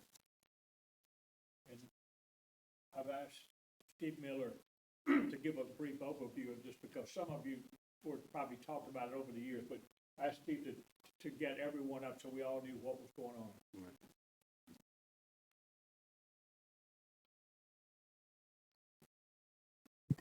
Thank you, Mr. Clark. Yeah, the Herritage Street area obviously gets a lot of attention. There's a lot of work that needs to be done there. Since last year, we have had an engineer working on plans for the sanitary sewer pipes under the street. When we went through and did the study of the stormwater systems in that area, we found a lot of defects, serious defects that need to be addressed too before we do any type of resurfacing on top of that. So the project that was established is to address those issues. What we plan to do, and it's part of the next issue too, is work on getting the design for both the sanitary sewer and stormwater work, and there's a little bit of water line work all done by the same firm. It's part of the same contract. So we'll have one contractor going through doing all of the work for all of these improvements, which once they are complete, then we can do the resurfacing on the street, which is what everybody so desperately wants to see happen on Herritage Street. So this has taken a while to get there. It's taken a few years to get all this funding in place. We do have some other things coming up we're going to be doing. We want to meet with the merchants. We want to talk with them about the impacts of how this project will progress. We also want to talk with them about the electric services up and down Herritage Street and whether they want to make any adjustments to those. The reason this is so important to do that outreach is there's definitely going to be impacts on the businesses. So they need to be aware of that in deciding how far they want us to go. Though obviously, the more things we do, the longer we're there involved in construction, and it's going to have further impacts. We'll be doing everything we can to ensure that the businesses have access during this project, but that's going to be a big piece of identifying the final pieces of the improvements so that we can move forward and get everything done in there. We did similar things on Queen Street. A lot of people saw that and familiar with that and seen all the changes out there. Queen Street is probably twice the size of Herritage Street. So when Herritage Street happens, when we get involved in that work on that area, it's going to shut down blocks of the street at a time. It's the only way we can do the work. So it's going to be a more significant impact on access for motorists driving through, as well as access to the businesses. We're going to work through those challenges. That's what we want to meet with everybody and put together. A timeline for this, you've got some, I mean, I know that we've been talking about Heritage Street for the last 20 years, so. You were here, we had those discussions before, I Do believe. you see a real, some estimated timeline? Yeah, the design work for doing these improvements is probably going to take most of this year to get it done by the end of 2026. So we'd be looking at construction on the actual pipe improvements in 2027. So that's why it's going to be so important in the next few months to be getting out there with the businesses, talking with them further about what this is going to mean to them. Construction time should take about 9 months, 9 to 12 months, I think. So if we can get started at the beginning of 2027, we hopefully will be finished up by the end of 2027. That's what a lot of people keep asking about, the timeline. When we gonna fix this street? So that's good. So if they're watching, they know they ain't got to ask. And I think the other side of the coin is there, the inconvenience that we're gonna cause all this is because you start basically shutting down blocks and there's not much of a way to get there except a wall. So, yeah, those things we have to coordinate with the businesses and others. That's right. Any further discussion? Anybody? No more questions for Steve? All right. At this time, we entertain a motion to consider adopting the ordinance to establish the Heritage Street Stormwater Improvement Capital Project. Motion. Motion by Councilmember Hardy. Second by Councilmember Leverett. All in favor, vote by saying aye. Aye. All opposed have the same right. Seeing none, motion carried. Okay. Item number 5, consider approval of Amendment 1 to the engineering service agreement with the Wooten Company. Steve, you're still up, so you take this. Thank you, Mayor. So we walk right into this. In 2025, we finished that stormwater assessment and identified what needs to be done. That led to the budget amendment and budgeting the funds to do this work. Then the next step was selecting a firm. So we reached back out to firms that were participated in our engineering on-call contract. And specifically, we reached back out to the firm that did the condition assessment, and we reached out to the firm that was doing the sanitary sewer engineering work because they had the most knowledge about the area and they had the most likely the best plans to be able to move forward. So we took proposals from both of them. As we went through the responses, both of them were good responses. But in the end, we have decided that an agreement with the Wooten company to do the stormwater design made a lot of sense because they're already doing the engineering work for the sanitary sewer. They've already done surveying. They've done a lot of the legwork already, so we don't have to pay for that twice. So dollars are important all the way around, so we want to make sure we're not misusing any of the funds that we have. What they have proposed to cover the stormwater engineering and the little bit of water is a amendment to their existing contract of $104,500. That's all that they will need to do the additional work. It'll change their total contract to $379,500. So that cost will be charged against the project ordinance that you just approved. It'll be covered underneath that project. So I would respectfully ask that you consider approval of Amendment 1 to the Engineering Services Agreement. Because the sanitary sewer is funded through the state, through the Clean Water State Revolving Fund, they will have to concur with this award too. So your award tonight will be contingent on their agreement with the award. So we haven't had any problems with that in the past. I don't expect any this time, but that is an additional step that we have to go through.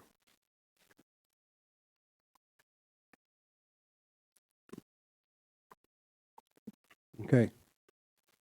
So, any discussion? Steve, now this does come with a contingency fee, correct? No, sir. No? This is not the construction work. This is just design work. Oh, So like I said, they've already done a lot of work in the corridor for the sewer, mm-hmm. so they feel pretty good about their price. Okay. Further discussion? Nobody? Okay. At this time, we'll entertain the motion to consider the approval of the Amendment 1 to Engineering Service Agreement with Wooten Company, contingent on the agreement that Mr. Miller just discussed. At this time, I entertain the motion. Okay, we got a motion from Mayor Pro Tem Solomon. Second. Second.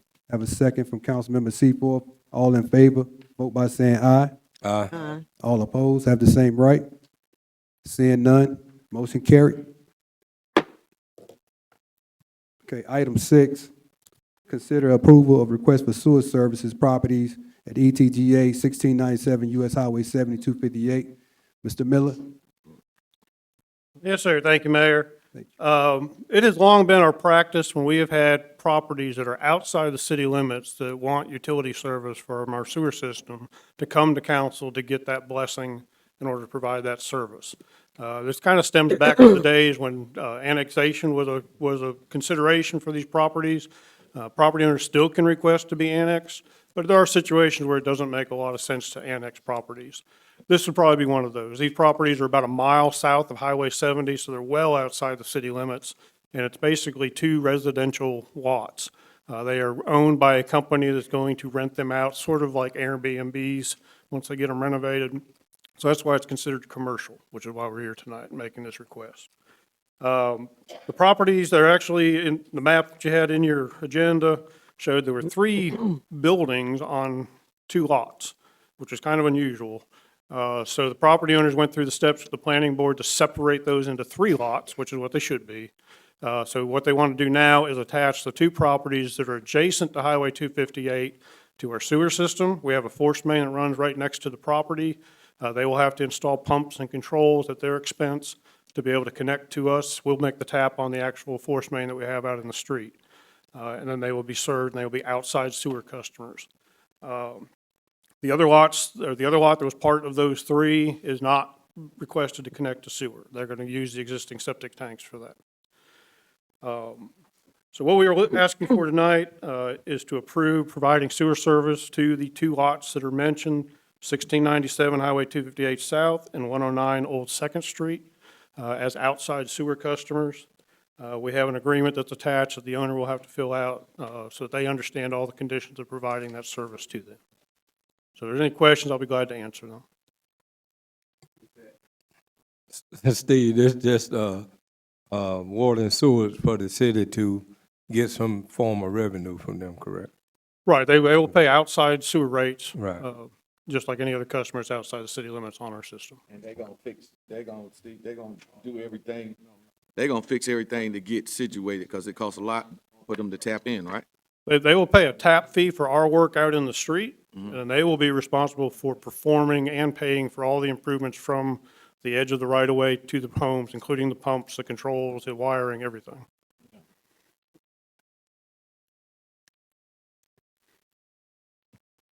Any further discussion from the council? No one? Okay, at this time, I entertain a motion to consider approval of request for sewer services to property 1697 US Highway 258 and 109 Old Second Street. Motion. Motion. Motion from Councilmember Hardy, second. Second. Second from Councilmember Seaforth. All in favor, vote by saying aye. Aye. All opposed have the same right. Seeing none, motion carried. Okay. So off our action agenda, we're moving on down to information updates. First item for information updates, Mr. Miller, you are popular tonight. Wholesale and electric rate increase effective April the 1st, 2026. Please explain. Thank you, Mayor. I don't want everybody to get all alarmed. We had these discussions back in September and October about these rate changes that we were looking at on the wholesale side. Wholesale rate changes are changes between the power agency's contract with Duke Energy and what the city gets charged for power.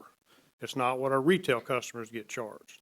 So when we went through all these rate changes that we did back in September and October, when we reduced our retail rates to our customers by 4%, we knew this was coming. This was part of the forecast that we shared back then.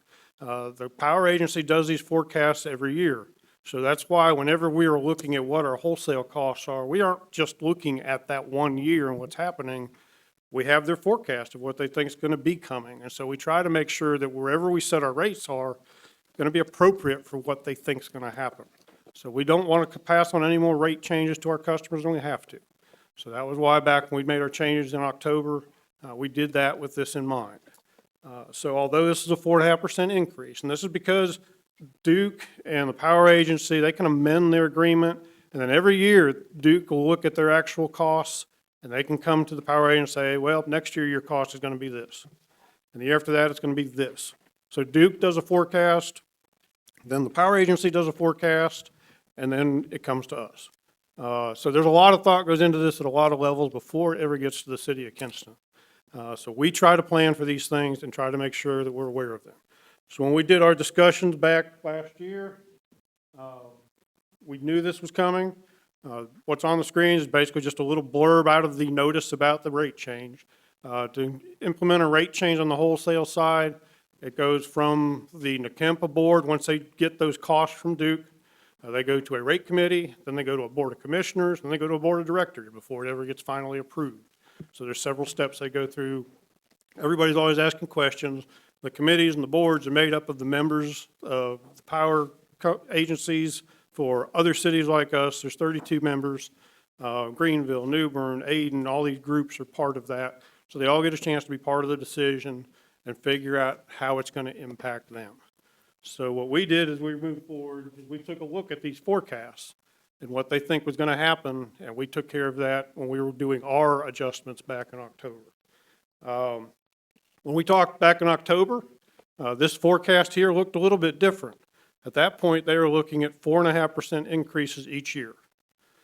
When we got back together in January, when they got their information from Duke at the end of December, then they were looking at there may be a little bit more increase needed one of these years. So they presented options to have a 5.5% wholesale increase this year or 4.5%. At the end, all of the boards decided that they would prefer to do the 4.5% this year and then see what happens next year. Between now and the next rate change that's being proposed on the wholesale side, Duke Energy Progress, which is who we buy power from, and Duke Energy Carolina are proposing to merge.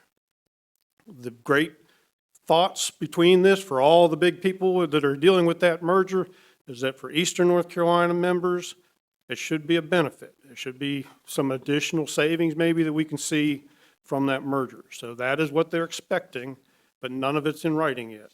They have to go through a bunch of hearing processes with the regulatory agencies before it can be approved.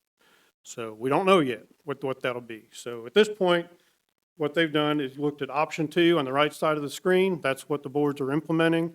So a 4% wholesale increase to Kinston, New Bern, and the other member agencies in NCDOT.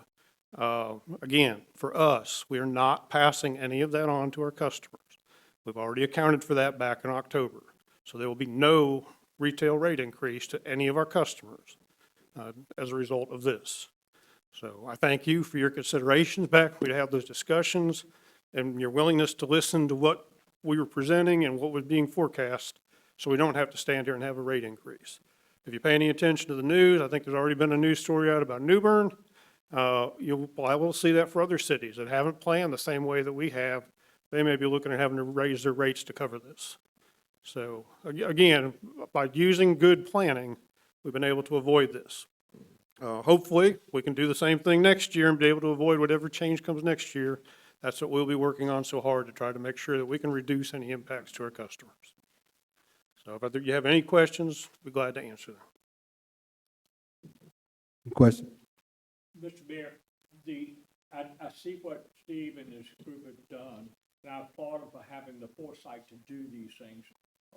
And some of this comes back to, was made available by the sale of the generation several years ago, and it created some cash, and they were smart enough to put the cash into rate stabilization. So I applaud you for doing this. It's something that not everyone did, and they're facing this 4.5% right now. So. Good job, Steve. Any more discussion? More questions? All right. Well, we do have some good news every now and then. All right, number 2, energy emergency alert response requirements. Steve, you still up? All right, well, we had good news already. Right. All right, I want to share this. This is something that Kinston and NCDOT had not had to deal with in the past. Most people remember back in 2022, Christmas Eve, parts of eastern North Carolina, western North Carolina, the eastern seaboard were all going dark because there was such demand, such a cold snap, a blizzard, all this stuff happening that day, and demand went way up. It went up where the power supply companies, Duke in particular, could not meet that demand. So they ended up having to shut off parts of their system. What made it really bad for them is they shut off certain parts with the plan to bring them back on and shift to other parts, and they couldn't bring them back up. So some people ended up without power for a long time that day. That wasn't really ever their plan. In 2023, Duke and the power agencies got into negotiations about a lot of things related to contracts. But part of that and part of the terms that they settled on was that now NCDOT would follow whatever Duke's protocols are if they have that type of shortage again. And the shortage, typically, you think about it could be weather, but people think about really cold, really hot. That's when your demands go really high. But it could simply mean that something happened on the supply side. Maybe a power plant got shut down for some reason, so they lost supply and demand's still up here. So they got to reduce that demand so they can make sure they can serve people. So in 2023, the negotiation ended up with NCDOT members needing to be aware that if Duke has that type of emergency, then we may have to reduce our loads. And there's several steps to this. It's not all one thing. We've actually hit step 1 a couple of times ever since this. We haven't gone beyond that. So the events that they can do, this is what it all looks like. They call it their general load reduction and system restoration plan. And it's just a series of steps they go through to try to keep loads and supply balanced if they have any extreme events. There are 3 different levels to this, so we need to be aware of. There's level 1, 2, and 3. I know that's real involved. But level 1 is the first step. If loads are creeping up, they will go to that level. What that involves for us in Kinston is our normal load management program. So when we ask customers that have generators or industries to go into load shedding, that's part of the first step. So that is the first thing that they try to do, so it doesn't affect regular customers, homes, anything like that. It's just asking people to do load management like we normally do. Level 2 takes that a little bit further. At level 2, if we get to that step, then we have to look at doing voltage reduction, which is something we do on our system. Still doesn't really have any direct impacts on people, that anybody would really notice. And then the second part of the level 2 is going to do what they call voluntary. We just put out notices to the public. Duke does that now. If they get where they're having high demands, and they're getting close to that level 2, they'll start putting notices out. Public service announcements on the radio, through their website, however, to get to customers, let them know, hey, if you can cut back some on your power right now, we're getting into a real high demand period. We want to avoid going to step 3. So step 3 is the one that is the biggest issue. If they do declare a stage 3 response, then they could get into actually cutting off our power, different parts of it. It could be 1% reduction, it could be 2, 3, 5, 10, 20. It could be different amounts. So we have to be prepared on our side. If they get to level 3, how are we going to handle that? If we have to cut another 5% of the power usage in Kinston, how do we do that? So our staff's working right now on details of how do we do this? Do we rotate between different circuits that serve different parts of our community? Keep them off? What we really think is keep people off for short periods. Maybe it's 20 or 30 minutes, and then we'll roll to a different group if we're still in that condition. So we're doing a lot of research on this right now. It's not ready to be presented, but I do want to make sure that you're aware of this program that we are required to have now, and the things that we're doing to work on that. As we get closer and we identify how we would meet these different percent options that might happen under level 3, we'll be bringing that back. We'll bring it back for information before we ever try to adopt anything, so everybody can kind of see what this would mean. So there's a lot of parts to it, but I want to make you aware because it is something that could happen. Duke had their event in 2024. Before that, their last previous event that would have been at that level, I think, was in 2015. So it's not something that happens every year, but it is something that could happen. It's happened in the past. So I'll be glad to answer any questions. Like I said, this is really kind of the preemptive shot, just to let you know this is coming. So, Steve, I don't know if there's any validity to this. You're the residential expert. But I've heard that, especially over like the last couple of weeks, through social media, through help me. GPT. Right, you can tell I don't use it. That those caricatures and like the animated recreations, that uses a lot of energy. Is there any substance to that? Yeah, I'm not aware of anything like that would affect our system. It may be part of when they're creating it and doing that. It might be something, but as far as us, it's not going to have much impact on the city. Now, we do have some large load customers. Some of the industries are pretty large. One of the buzz things you hear about all the time now is data centers. They are huge load customers, but we always try to keep things balanced out. We don't have anything that's way out of balance as far as somebody's 100 megawatts and nobody else is 10. We don't have that. We don't want to have that, really. We'd rather be diversified and have our loads spread out. So I think for us, when we do the load management part in the first step, most of our major industries are in that. So they would already be off our system participating. But when you get to level 3, there's not much left except for whatever customers can reduce and us controlling circuits and picking places that we would remove if Duke was going to cut our power off because we hadn't met the reduction goals.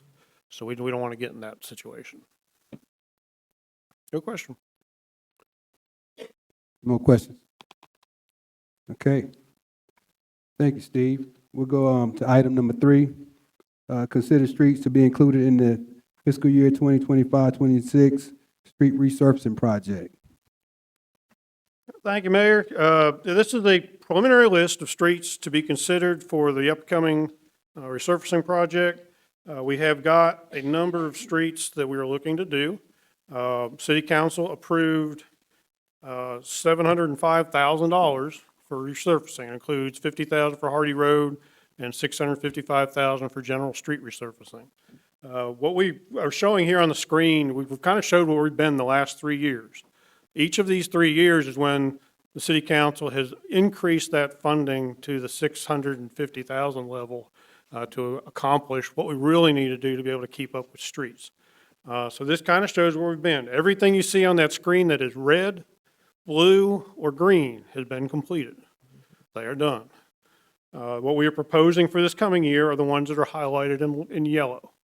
It includes portions of some of our major streets, Caswell Street, Gordon Street, McElwain, Hardy Road, some of those.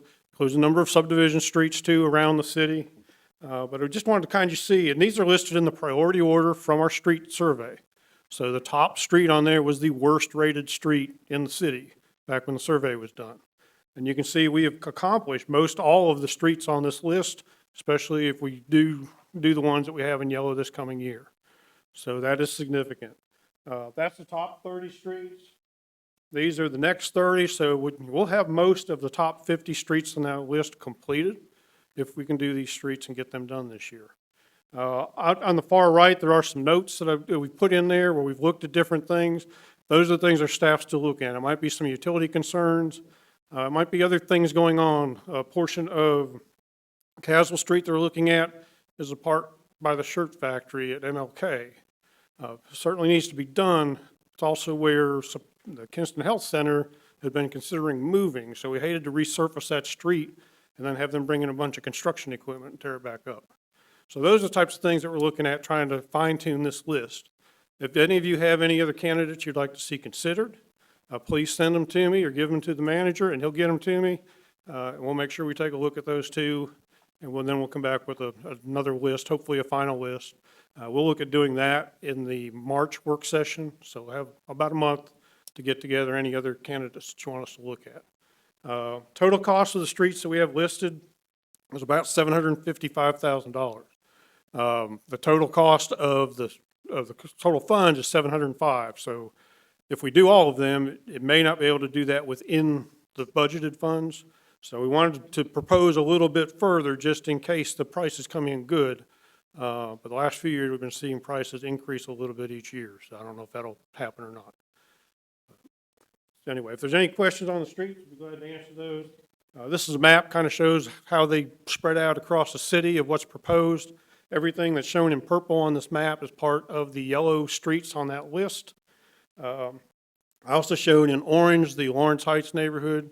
Hopefully, we are going to get the utility work finished in there and be able to pave those streets, because all the streets that have been involved in that utility project will be paved by that project when it's finished. So I've shown that area on there too. Hey, Steve. Steve, let me bring a point out first. It's always some confusion about DOT streets and Kinston streets. And somehow we need to identify those things, because people get confused. Well, this street really needs it, but it's not one that we can do. And I think when you do a final map, we probably should designate what are designated DOT streets when we show, so we show a good picture. We sure can. We have an app on our website called Whose Road Is It? Yeah. So if anybody's ever wondering, they can go to our website and look up individual streets and see who maintains them too. But we can certainly add it to the map so you guys can see that. Including like a little smaller map you got here, just to clarify things. Absolutely. Thank you, sir. Well, Mr. Clark stole my thunder, because that's what I was getting ready to ask. All right. So, Steve, I think I'm hearing you say that somewhere here, there's consideration for roads that might not be listed on here that the citizens might have some concerns about. Yeah, if anybody wants to know about their own street, they can call our 3282 number and we can get with them. They will get you to any staff we have that can talk with that.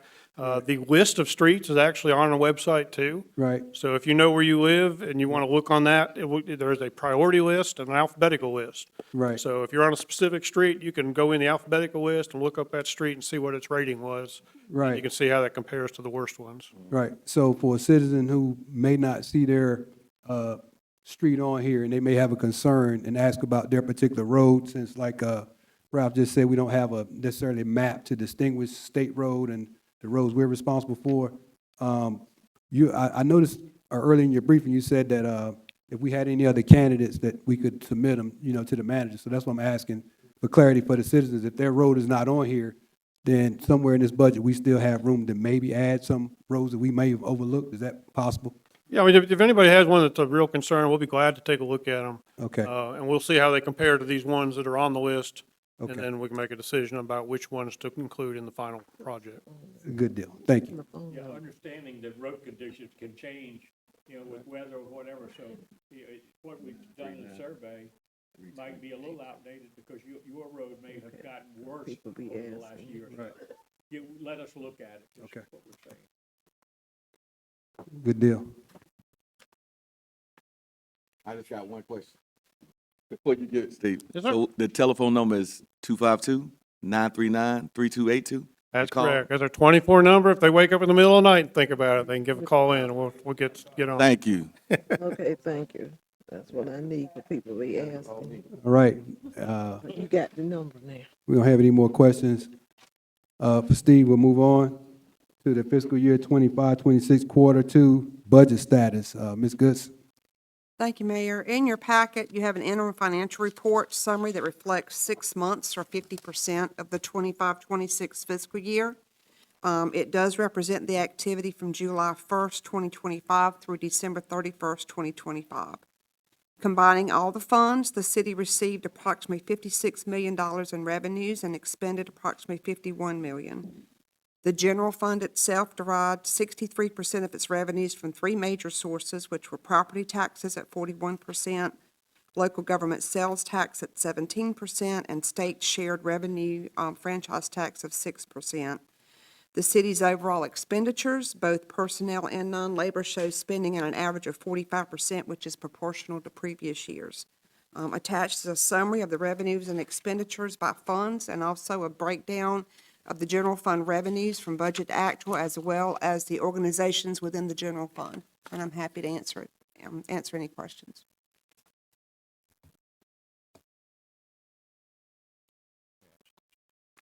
Yeah, go ahead, Ralph. Donna gave me this, but she also gave me a complete breakdown of line items, and I've gone through them this week, and everything looks to be in order. You're projecting, the revenues and things are coming in pretty much as you projected, and the expenditures are tracking along like you want. So I didn't see anything that was earth-shattering going through it. I think one thing to note is that you'll notice that while the expenditures are running around 45 to 50% for the first 6 months of the year, the general fund revenues, especially the 2 biggest pieces, which is the property tax and the sales tax, we are only, at December 31st, we'd only collected about 36% of those. So there are some cash flow ebbs and flows, just to make you aware. Yeah, they all come in on different schedules, but they did look okay. It's typical. We will get a surge of property tax. We will see them probably in February because the county collects them for us. And what they get most of theirs, people will write their checks as of December 31st. We'll mail them December 31st. So the county will receive them in January, and then we will receive our portion of it in February. So. Any questions? More questions? No, there's another question. I'm gonna make a statement. All right. Ms. Goodson, I appreciate you letting everybody know that the money go to the county first and then come to us.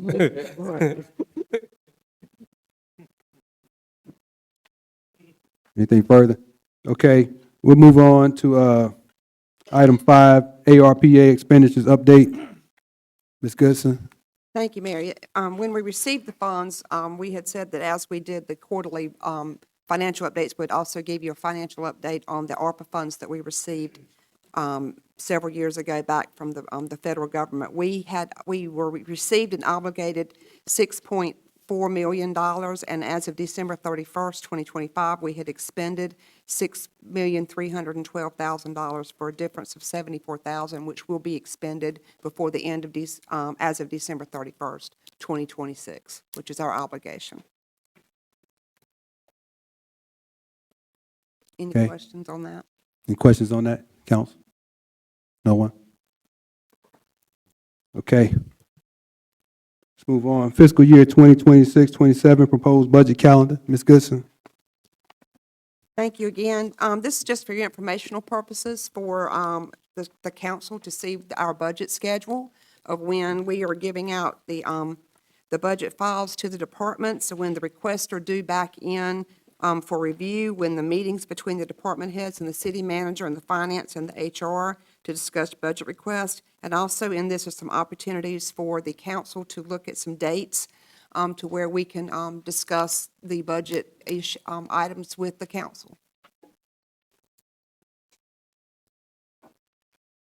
And I suspect before we meet with you, I will be putting together a little list of things, saying, all right, what are you comfortable with for next year's budget? And what do you think your goals are? And it's, some fairly simple questions, but they have a great impact on the total budget. So if it's something there and, or that you say is extremely important or whatever, then we will try to get that feedback before we start putting a lot of numbers together. I appreciate the timeline that's been given. Do we need to submit the dates? I'm looking at these TBDs. Should we submit dates that we know that we may not be available for those work sessions that are listed on this calendar? Yeah, if you have some, I think if you that you're not going to, you can't be available, I think that would be important because we will try to schedule around your schedule. I'm sorry. Go ahead, Ms. Good. We were going to recommend, it's recommended that before, as the city manager said, before the departments start putting together their budget request, if there is a meeting that you feel is necessary for the council to speak with the department heads on what you'd like to see in the budget, it would be very helpful because once you request something, it does take some time to go and attach a cost to it. So, if you think if you think you need one, if not, if it works better that he presents you a questionnaire to fill out, to get back. Yeah, and I probably would do something like that, and I'll do that pretty quickly. I'll try to sit back and think through what I see as critical, but from input from you as a council before we start putting numbers together, because the fact that you may be going in one direction and we start off in another direction, and we want to be sure we're going down the same path. So I'll try to get that out in the next couple of weeks, and that way while we're starting our stuff, you can start thinking about some things, and I'll even talk about the dates. So, all right. Also, you want to add some time because you got the dates. I'm thinking you're saying the whole day, right? If there's no time period now. I would suspect that we would probably look at least a half a day, because it's, even though a lot of things in the budget, we don't have much control over. Right. But there are still things that would require some discussion, and, we need your input. Right. But I'll try to outline a little something about what we're talking about and what time, how much time we would look, and Donna and I'll talk a little bit about that. All right, thank you. Okay. So, Scott Alston, item number 7, Kinston-Lenoir County Recreation Summer Jobs Update. Hey, Mayor and Council, we're just here tonight. I want to give you a brief update. We worked with HR to get our summer jobs out earlier this year. We have a great need for lifeguards, especially at Holloway, day camp counselors. We've found that over the years, we've struggled to get more kids to apply. And a lot of times, this is their first summer jobs, these teachers, they're looking for that. So we're getting out earlier. We just want the public to know that we have anywhere between 40 and 60 jobs we hire each summer. So we really want those applications come in. And our process, the state has changed a lot of process, so it takes longer now for kids and adults. Their background checks takes a good month to state regulations, anybody working with kids. So we really want those applications out, and we really want to spread the word on these being out there, because it's always a struggle. And lifeguards, we definitely need those for Holloway Pool. As long as you can swim, we train you how to lifeguards. We do all the classes in-house, and we've done that for 20-plus years. So we really want these kids, these high schoolers, these college kids, and these teachers to really apply with us and come out. So that's just want to give you that brief update. I had the flyer is posted online, and I think they're in your copy. So spread the word. We want the public to know that. And any questions, let me know. So, thank you. Thank you, Scott. Any questions? Okay. All right. Moving on. We're going to appointment, we're gonna, consider reappointment of Warren S. Perry to the Kinston-Lenoir County Public Library. We're gonna make that appointment. At this time, I entertain a motion to appoint Mr. Perry, Warren S. Perry Jr. back to the Kinston-Lenoir County Public Library, Chairman. Motion. Motion from Councilmember Hardy, second. A second from, Mayor Pro Tem Solomon. All in favor, vote by saying aye. Aye. All opposed have the same right. Seeing none, motion carried. Okay, we'll move on to the city manager's report. Mr. Clark. I first want to say about your recruitment service that you talked about with Reptalis and to recruit a new city manager. And I want to urge you to start thinking seriously about this process, because of the fact that it's typically they outline a 4.5-month process, and that's probably a good timeline. Some of them can take 4 and some can take 5, but 4.5 is a good timeline to follow. And the other thing is the fact that I'm committed to you for 6 months. Well, if we burn up these months, and it's 6 months, I'm going to have to go, because I am restricted as to how many hours I can work and how many dollars I can make. So I don't want to get you in a bind and say, okay, tomorrow I got to go out the door. But I do want to encourage you to take this seriously and to go ahead and move forward with it. But in reading the contract and trying to look through the videos of the meetings and read the minutes, it appears that you approve the basic part of Reptalis' contract or proposal.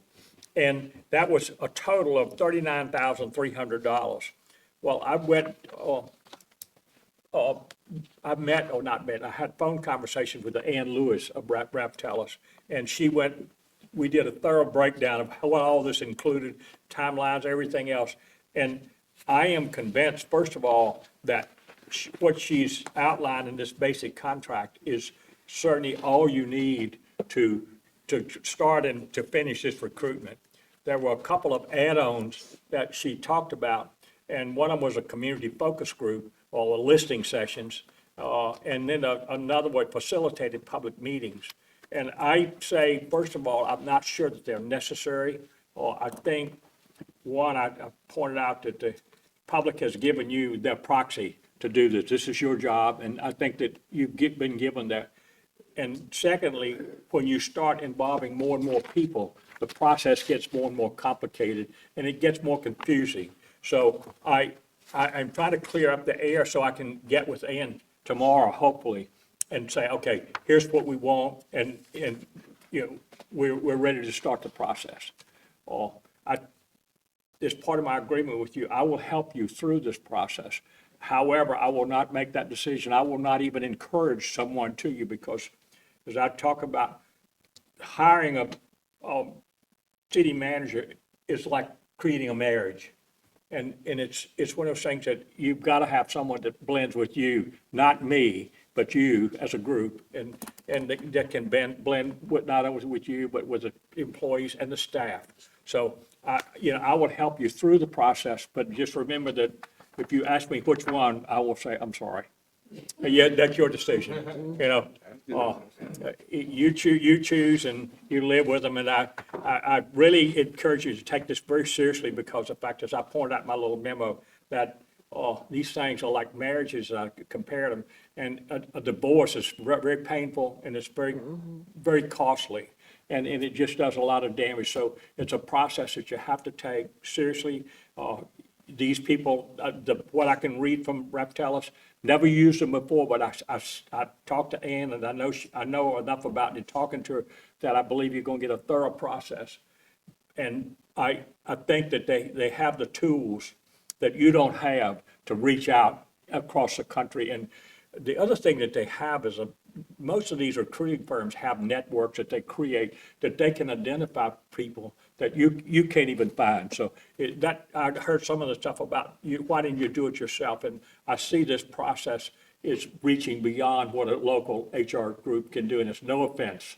But it's typically it's a pretty scientific process, but you have to have some network to do to find these candidates. And, you know, having the right person is so critical to this community and taking it forward.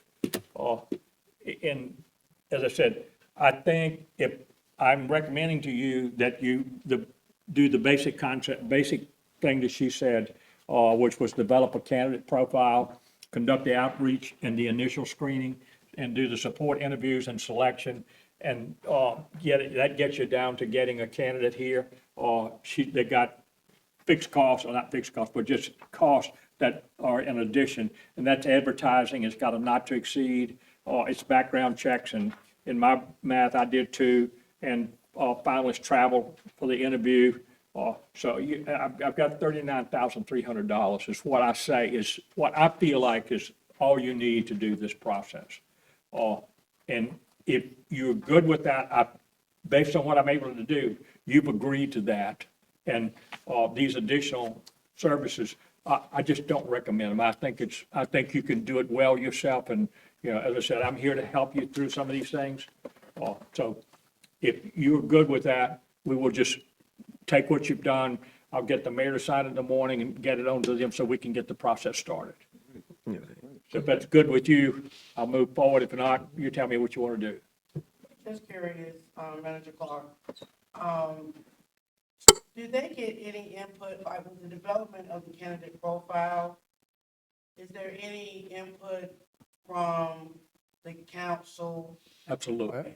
Yeah, they're going to meet with you initially and start determining what it is you're looking for. And I gave you some examples of characteristics and personalities or personality traits that I see are critical in your search. And you may have others that I may not know about.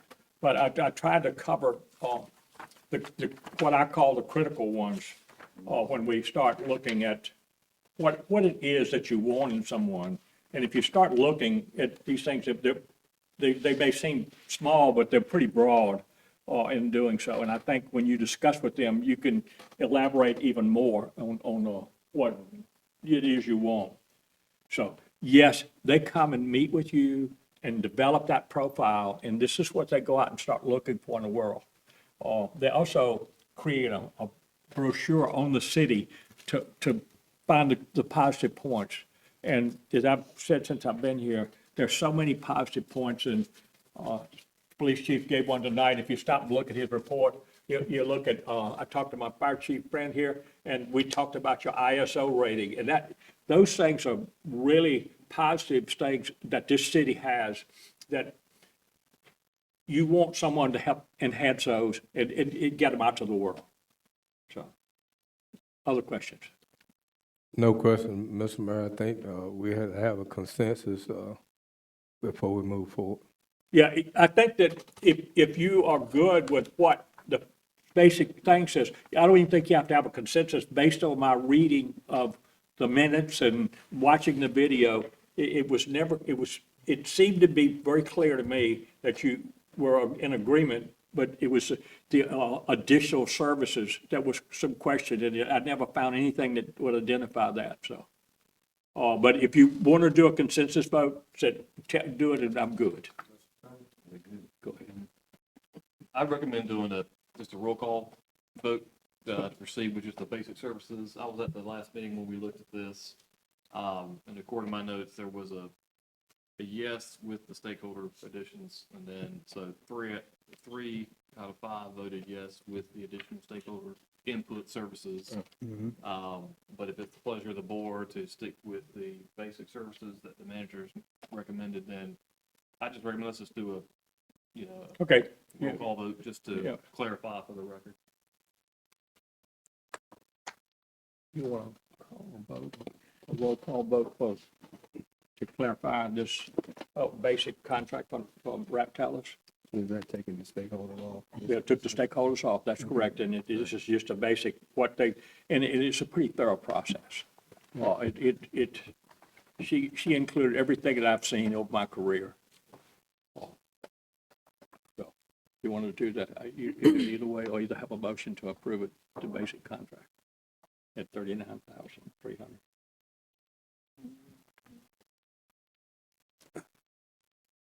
Which one you, Huh? your choice. Yeah. Yeah, well, you got a motion to approve it. Madam Clerk, we have a roll call. Councilmember Hardy, Yes. Councilmember Lipford, Yes. Councilmember Seaforth, Yes. Mayor Pro Tem Solomon. Yes. Okay. One point of clarification, there will need to be a budget amendment for this. Yes, we will have to do that yeah, So it will be presented at the next council meeting because I can't pre-audit it Yeah. until the money's available. yeah. So, But we will try to get this contract so she can move and you and I can sit tomorrow and talk about where the money would come from. I think, it'd come from appropriated fund balance. yeah, or it could be some other sources. I don't know. We'll talk about, you won't be here tomorrow, but We can talk. yeah, okay. All right. Well, I'm good. Yeah.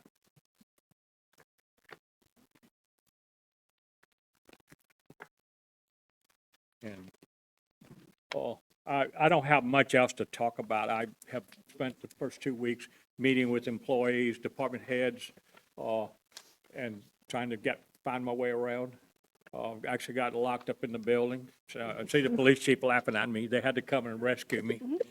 But I was here in the building the snow day, and it was nobody around anywhere, and I got back in the police department lobby, and fortunately, they had a little bell back there, and I kept ringing it, and somebody finally heard it, so they let me out. I know we had a curfew, right?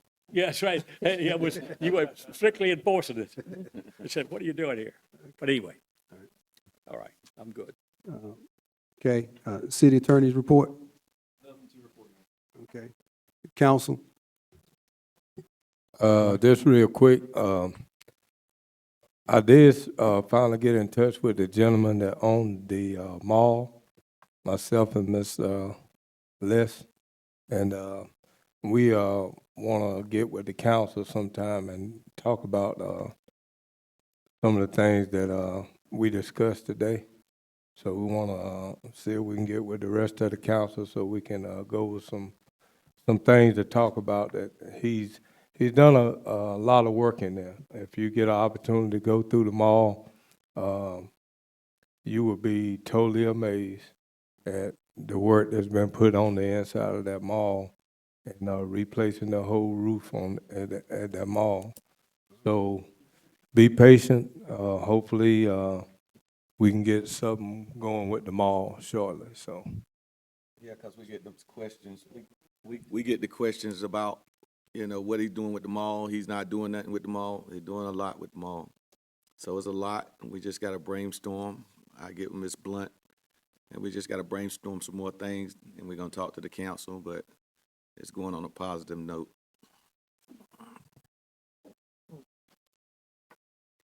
Good deal. Right, anybody else?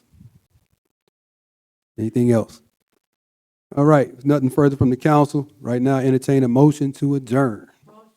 Motion by Mayor Pro Tem Solomon, second by Councilmember All right. Hardy, Lippert. Please adjourn.